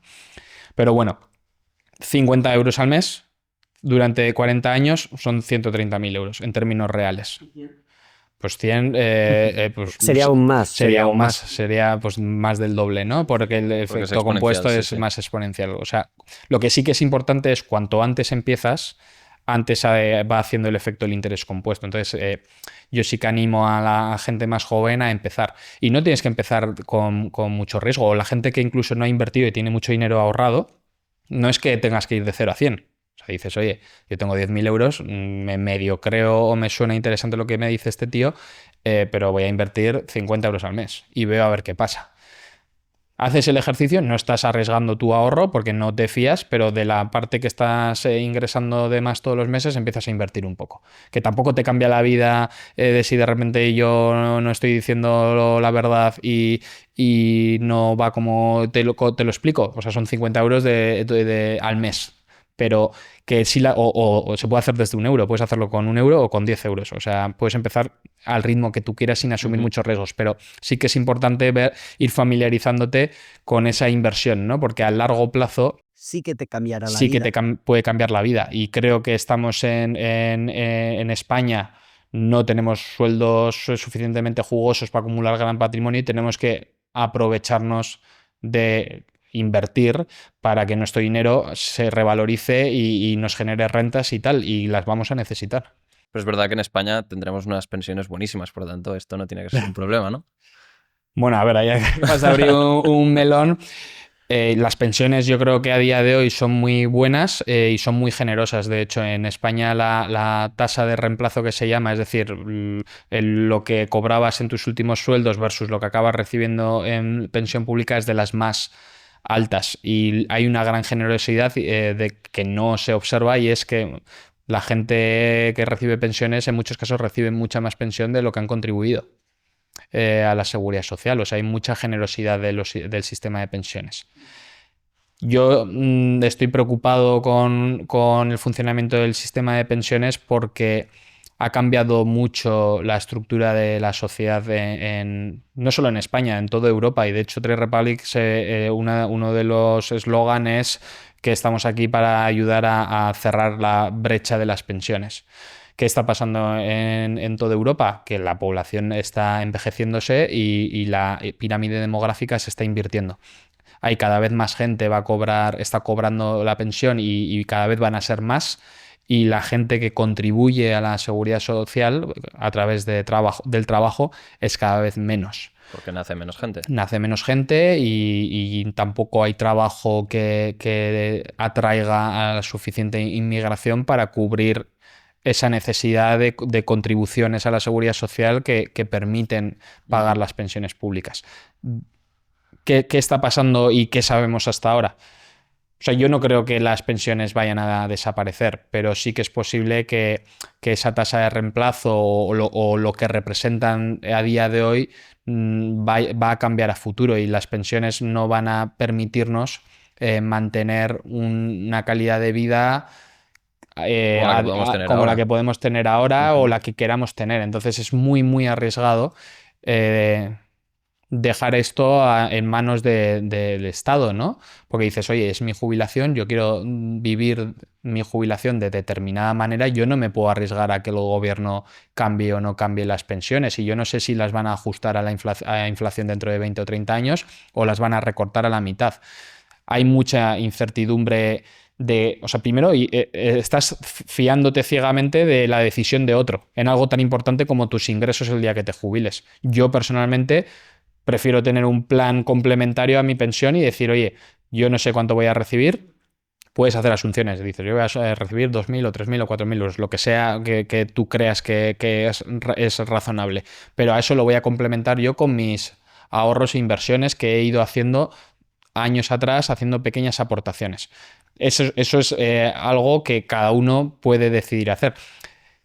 Cuando miramos el sistema de pensiones en España, a día de hoy sabemos que en 20 años se va a duplicar el coste de las pensiones en términos reales. Lo que decía antes, sin tener en cuenta la inflación, el coste en 20 años se va a duplicar. ¿Por qué? Porque a partir de este año hasta 2044 cada vez van a cumplir 67 años más personas. Ahora este año creo que fueron 500.000 de personas, va a ir subiendo hasta que en 2044 van a ser 700 y pico mil personas. Estos son datos, porque son datos del INE de la edad de la gente. Entonces, nacen 300 y pico. Y a día de hoy nacen 300 y pico mil. Pero yo no te hablo de los ingresos futuros, porque también puedes decir, no, porque va a haber inmigración y vamos a tal. Eso no se sabe. Yo te puedo hablar de los gastos. Se va a jubilar, no jubilar, eso es una afirmación incorrecta. Van a cumplir 67 años cada vez más personas. En 20 años creo que van a cumplir unas 14 millones de personas, se van a tener más de 67 años que ahora no los tienen, ¿no? O sea, se van a incorporar potencialmente 14 millones de pensionistas, ¿no? ¿Esto qué supone en aumento del gasto? Un 40% más de gasto, solo por el número de personas. ¿Qué pasa además? Que todas estas generaciones que van a cumplir 67 años van a recibir las pensiones más altas. ¿Por qué? Porque han tenido la mayor productividad prácticamente de la historia de España, porque es el baby boom, fue donde más han prosperado, entonces han contribuido más a la seguridad social y durante más tiempo, entonces les corresponden pensiones más altas. Esto, en términos reales, supone otro 40% de incremento del gasto en pensiones públicas. Esto no es especulativo, son datos. Y luego la esperanza de vida o la esperanza de que estas personas durante cuántos años van a recibir las pensiones, porque las pensiones son rentas vitalicias, se espera que vaya a subir en 20 años de 23 años a 26.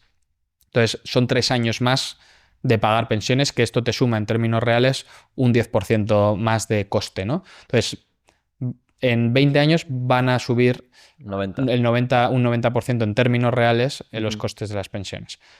Pues esto pone mucho estrés al sistema de pensiones, que ya no es sostenible, porque si tú miras la seguridad social, el presupuesto, eso también son datos públicos. Tú puedes ver lo que ingresa la seguridad social y lo que gasta, ¿no? Y hay 70.000 millones de euros de los 200 y pico mil de gasto que vienen ya del Estado, de los presupuestos generales del Estado, de los impuestos. No vienen de las contribuciones a la seguridad social de los trabajadores, viene de impuestos. ¿Esto qué te indica? Que la seguridad social con el sistema actual no aguanta por sí sola, y todos los años de los impuestos de los presupuestos generales del Estado hay que hacer una transferencia directa a la seguridad social para que la seguridad social siga pagando. Si vas a la natalidad, son datos que no sabemos, porque ya te pueden decir, no, pues es que la natalidad va a repuntar, o de repente la inmigración va a aumentar y vamos a tener esa base de trabajadores que necesitamos. Eso no se sabe. Lo que sí se sabe son los gastos, y lo que sí se sabe es cuánta parte del presupuesto de la seguridad social viene del Estado.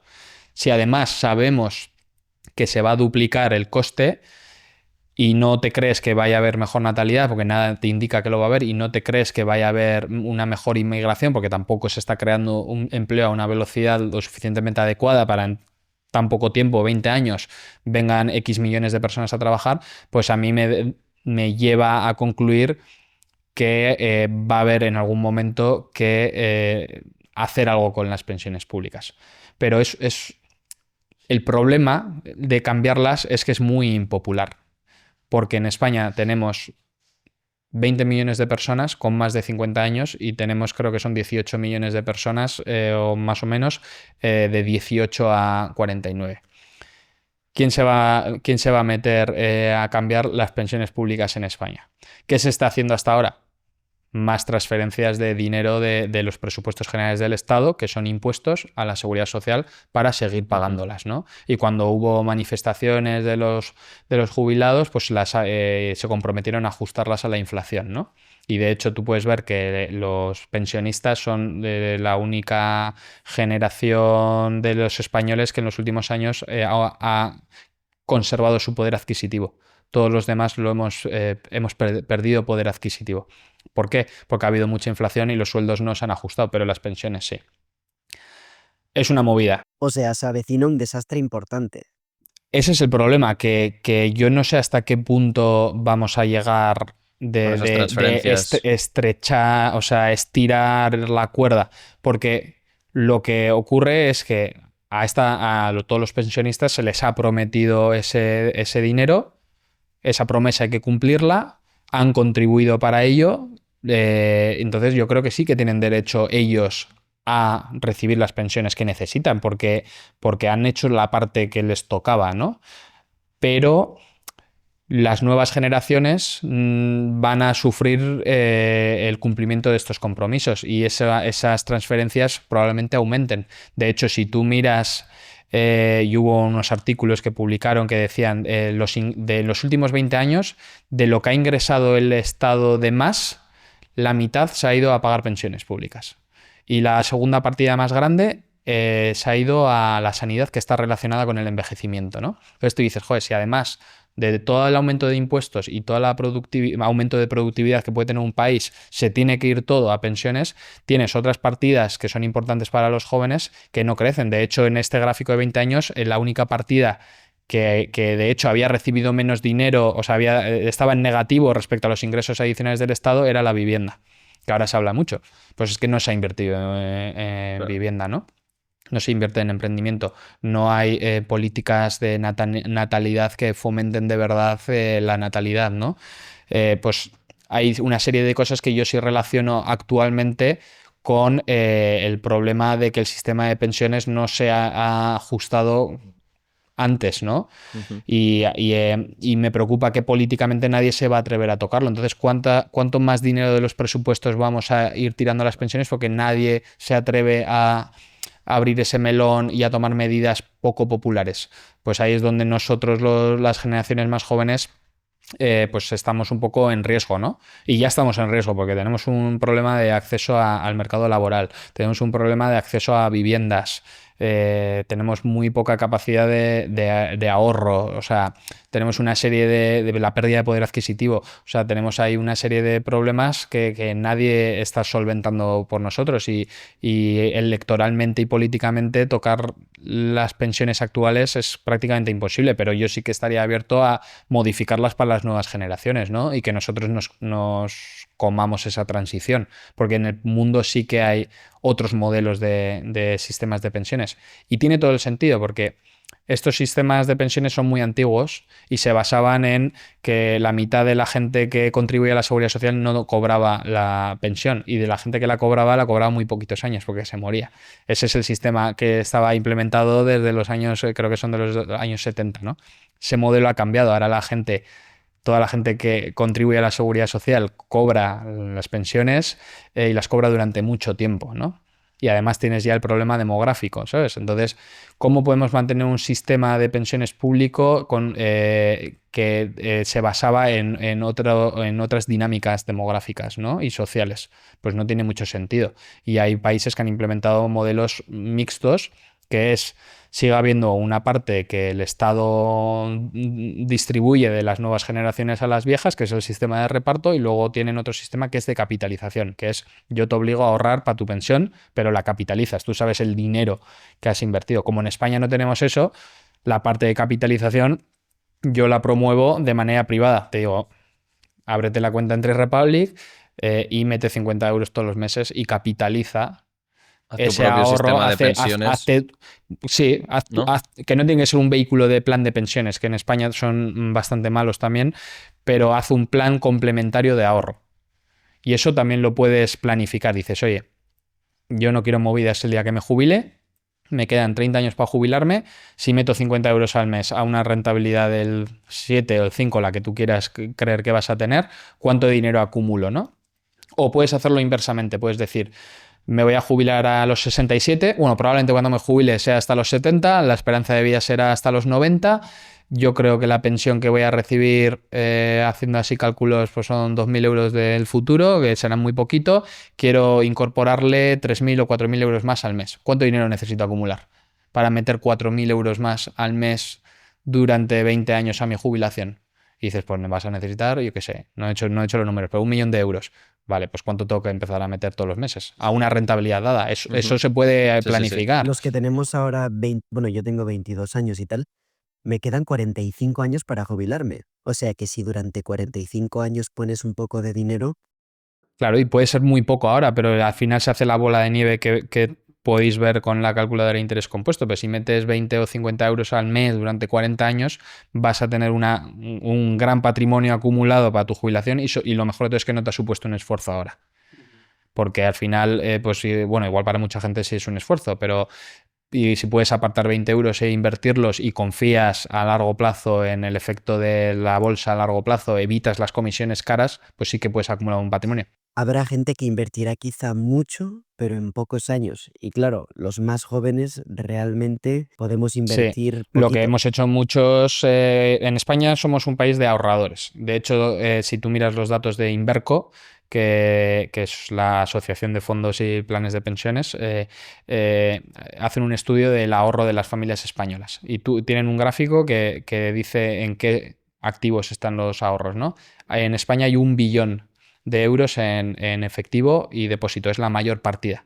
O sea, la mayor partida de ahorro de las familias españolas está en efectivo y depósitos, que te genera 0 rentabilidad real, lo que hemos dicho. Entre que los bancos no pagan intereses y la inflación está y los que te pagan son los nuevos y tampoco somos tan conocidos y tienes un impacto de la inflación, o sea, hay 1 billón de euros ahí perdiendo poder adquisitivo. La segunda partida es en fondos de inversión, que hay 500.000 millones de euros. Y luego ya tienes otras partidas más pequeñas. Pero lo que quería decir, que en España somos ahorradores y no inversores. Ese ahorro no se está beneficiando del mercado de capitales y además está sufriendo que no se le paga intereses y que tiene la inflación que le está impactando anualmente. Entonces es un drama que tenemos en España esa tendencia de ahorradores en productos bancarios y deberíamos ser inversores porque lo necesitamos. Necesitamos que los mercados de capitales y las empresas del mundo nos paguen esos dividendos y vayan creciendo con el tiempo, ¿no? Porque eso nos va a permitir el día que nos jubilemos o el día que nos queramos comprar una casa tener más patrimonio antes. Y para alguien que quiera tener una familia, o sea, da la sensación que el salario de hoy en día es para ti, para Netflix y para un gato. O sea, realmente que si quieres tener varios Bueno, hijos... pues ahí entramos en otros problemas políticos, económicos que se escapan de mi conocimiento, pero obviamente toda esta situación no favorece la creación de empleo, de creación de competitividad de grandes empresas que quieren operar en España, ¿sabes? Hay muchos factores Que todo está conectado. Que todo está conectado, claro. Si tú no tienes un sistema bueno de educación, no tienes gente formada, no atraes empresas que quieran operar aquí, porque o bien les compensa mucho, que hay países que han hecho eso, ¿no? Yo creo que Irlanda atrajo mucha empresa tecnológica porque hicieron un sistema de impuesto de sociedades muy atractivo y se fueron muchas ahí, y eso a la vez hace que busquen empleados ahí o los atraigan de fuera, ¿no? Pues eso no ha pasado en España. Tampoco las atraes porque tienes un personal hipercualificado a través de la educación y la formación, ¿no? Entonces hay una serie de factores que a mí que te impiden como generar esos ingresos tan altos, ¿no? Y ahí ya sí que se escapa a mi conocimiento, pero sí que lo asocio un poco a lo que decía antes de las pensiones, ¿no? Cuando tanto dinero se tiene que ir a una cosa porque se ha gestionado mal, renuncias a invertir en otras partidas que pueden ser importantes, ¿no? Como la generación de empleo joven o una mejor educación, o puedes permitirte dar ventajas a nuevas empresas que vienen aquí, ¿no? O sea, hay como muchas cosas. Sí que la gente más joven tiene la posibilidad de empezar a ahorrar e invertir de manera disciplinada. Igual si empiezas con 18 años, cuando tengas 30 has acumulado un dinero que por lo menos te permite comprarte para pagar la entrada de una casa, ¿no? Y eso igual te permite dar el otro paso a tener más hijos, ¿no? Pero sí que hay un problema y bueno, y se ve en la natalidad y al final mucha gente lo puedes escuchar decir es que la gente ya es muy egoísta y no quiere formar familias y la gente solo quiere estar a su bola. Pues igual es verdad, pero igual no. Igual si estas personas cobrasen 3.000 o 4.000 euros y pudiesen, pudiesen tener 3 hijos en el colegio, en la guardería, que te cuesta algún dinero, o incluso contratar cuidadores que además les das de alta en la seguridad social y pagan sus impuestos. O sea, si tuviese ese dinero, igual la gente tendría más hijos. ¿Qué pasa? Que como los ingresos son tan bajos, el sacrificio es brutal de muchas familias. Y dicen, oye, a mí me compensa, o sea, si yo casi no llego a final de mes porque tengo tal, ahora encima voy a tener un hijo que me va a costar tanto, voy a tener que mandarle a mis abuelos, los abuelos le tienen que ayudar, no sé qué, pues yo creo que a mucha gente le desincentiva la situación económica. O sea, puede ser una combinación de los dos factores, pero yo creo que si la gente tuviese buenos ingresos, probablemente no te supone tal sacrificio, ¿no? Y dices, oye, porque luego conceptualmente igual también biológicamente como que queremos tener esas familias y formar esas familias, si no supone un sacrificio tan vital de que vamos al límite y ya tengo que ir corriendo del trabajo a casa por el niño a la guardería, 8 de la mañana, llevarle para llegar al trabajo, encima no llegamos a final de mes, si no vivimos eso igual la gente se anima, pues dices, oye, yo tengo mis hijos, además los llevo bien a la guardería, además puedo generar trabajo a través de la contratación de personas que les van a cuidar por la tarde hasta que yo vuelvo del trabajo y puedo vivir en una casa donde entramos todos bien y tal. Pues igual la gente dice, oye, pues es que tener hijos... Y que antes era un poco así... También porque, bueno, era otra época, pero muchas mujeres se quedaban en casa a cuidar a los niños y los maridos se centraban en el trabajo, pero con un salario podían vivir. Es que eso ya no se puede dar. Entonces está un poco relacionado a los ingresos. Ahora con 2 salarios casi no te da. No, está claro que acompañado con este problema de salarios, va incluso a un autoconvencimiento de que, ostras, no, es que realmente un niño, o sea, es todo malo. O sea, Claro, es también la mucho gente sacrificio empieza, no, personal. es un sacrificio, el niño es una carga, el niño es Sí. un... Y entonces estas dos cosas, claro, hacen que... Sí, que Pero la que gente se ninguna lo es piense. verdad, o sea... Sí, se lo piense mucho. Y probablemente haya gente que por individualismo en centrarse en su carrera, pues no lo hace, pero hay Ujú. mucha otra gente que le gustaría hacerlo y no puede. E incluso idealizamos la vida de nuestros abuelos o la vida de Sí, lo que decías, ¿no? La mujer trabaja desde casa, pero porque el marido puede. Y si tiene que ser al revés, pues, al revés. Pero bueno, sí, que con un salario, el concepto de claro. que con un salario pueden vivir hasta 6 personas, 7 personas en una casa, eso es, vamos, idealizar una vida perfecta. Pues que esto está todo muy relacionado a la economía, su fortaleza, la fortaleza del Estado. Por eso en otros países con economías mucho más poderosas, las ayudas a los Claro. padres son mucho mejores, los sueldos son mucho más altos, entonces como tienes sueldos mucho más altos y empresas con mucho más productivas, hay ingresos de impuestos más altos, con una gestión más responsable, entonces no solo esa persona que va a tener un hijo tiene más acumulación de riqueza y un sueldo más alto que le permite cuidarlo, sino que además el Estado le puede dar mejores beneficios, ¿no? Porque es un Estado que tiene unos ingresos mucho Ujú. más sólidos. O sea, está todo No, no, sí, sí. relacionado. O sea, ahí sí que no hay una solución, pero está todo relacionado. Y la parte de destinar tanto dinero a las pensiones públicas, pues está relacionado con que luego no haya cosas que para los jóvenes pueden ser importantes como mejores ayudas, ¿no? O mayores acciones iniciativas de emprendimiento Ujú. o iniciativas de atracción de buenas empresas. Todo Y relacionado. Antón, ¿crees que realmente el dinero da la felicidad? No, yo creo que la felicidad la da un conjunto de cosas, ¿no? Que tú tienes en tu vida. Creo que de familia y amigos da felicidad. Creo que para tener felicidad tienes que tener salud y tu familia y amigos tienen que tener salud.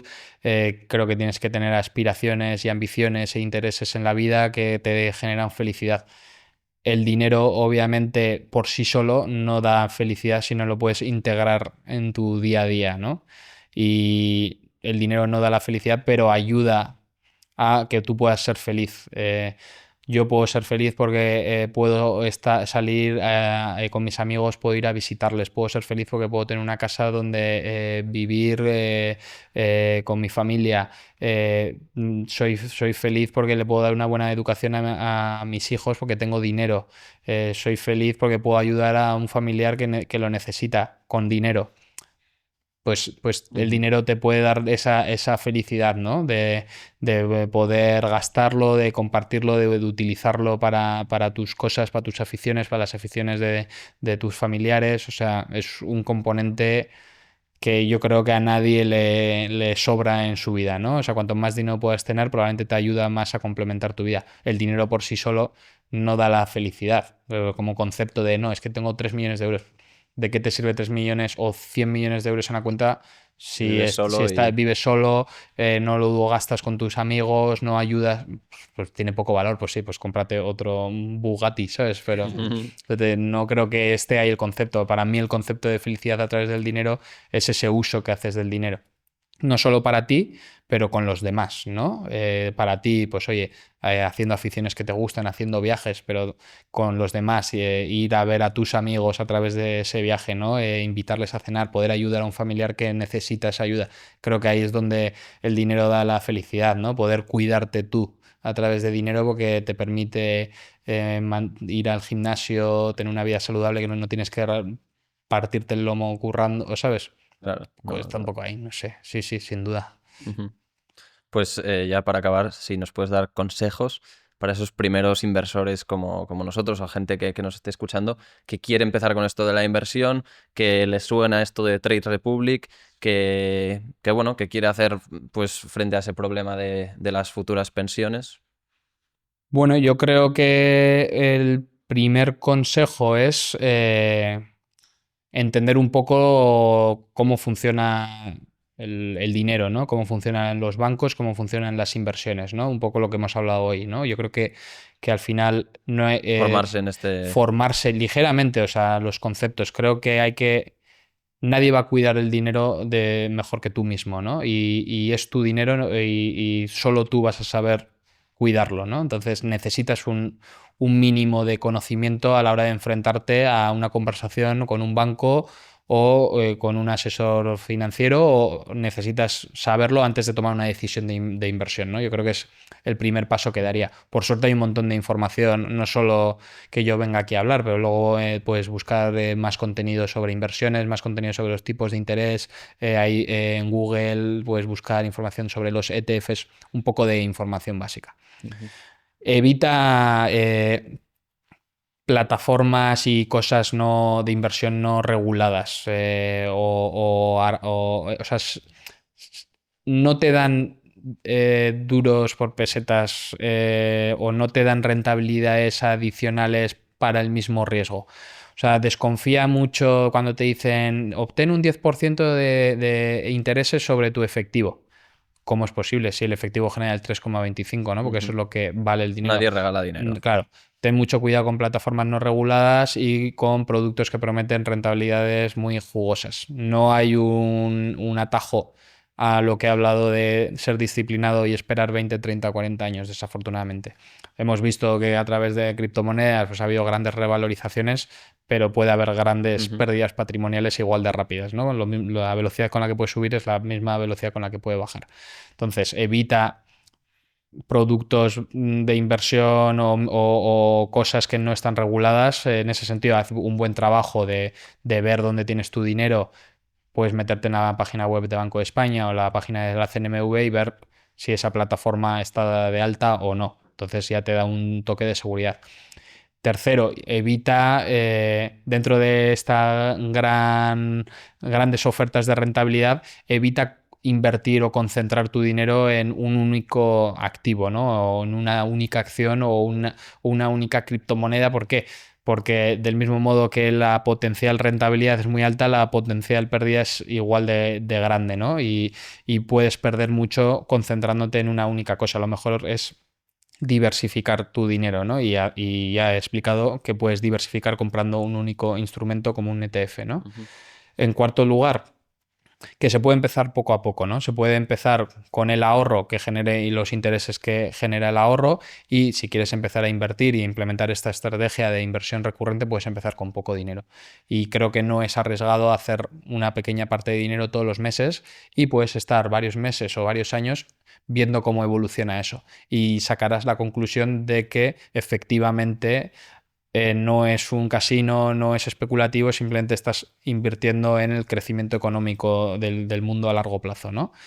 Y nada, y ser súper disciplinado. O sea, al final no hay ningún atajo y esto requiere la disciplina de todos los meses, destinar el dinero, no andar mirándolo, no venderlo porque de repente quieres algo. O sea, es realmente una disciplina, ¿no?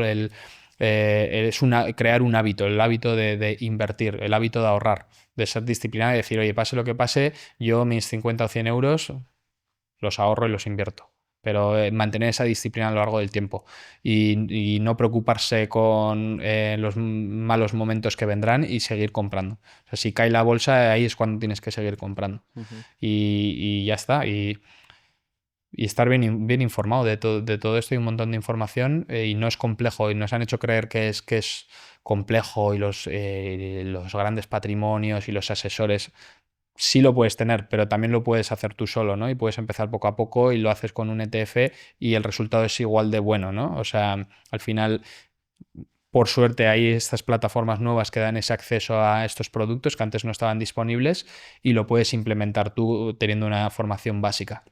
No hay que tener grandes conocimientos financieros, no está reservado a los ricos. Ahora todo el mundo puede comprar un ETF desde 1 euro sin pagar comisiones, y puedes beneficiarte de que la mayor bolsa, el mayor país con el mercado bursátil más desarrollado, Estados Unidos, pues va a subir, pues te puedes beneficiar de eso. Puedes invertir en todo el mundo a través del MSCI World, puedes invertir en Europa si quieres un ETF solo de Europa. O sea, tienes todas esas posibilidades, y el concepto de valor que te va a dar a largo plazo de esa rentabilidad analizada lo vas a obtener igualmente, sin necesidad de asesorarte ni nada.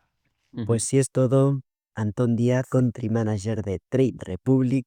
Muchas gracias. Dejamos el link en la descripción para que os podáis descargar Trade Republic, ¿no? Sí. Y nada, hasta la siguiente. Y os esperamos, Pablo y yo, en el siguiente episodio. Muchas gracias. Muchas gracias a vosotros. Si te ha gustado esta entrevista, tenemos otra por aquí que te va a encantar. Muchísimas gracias. A la de 3.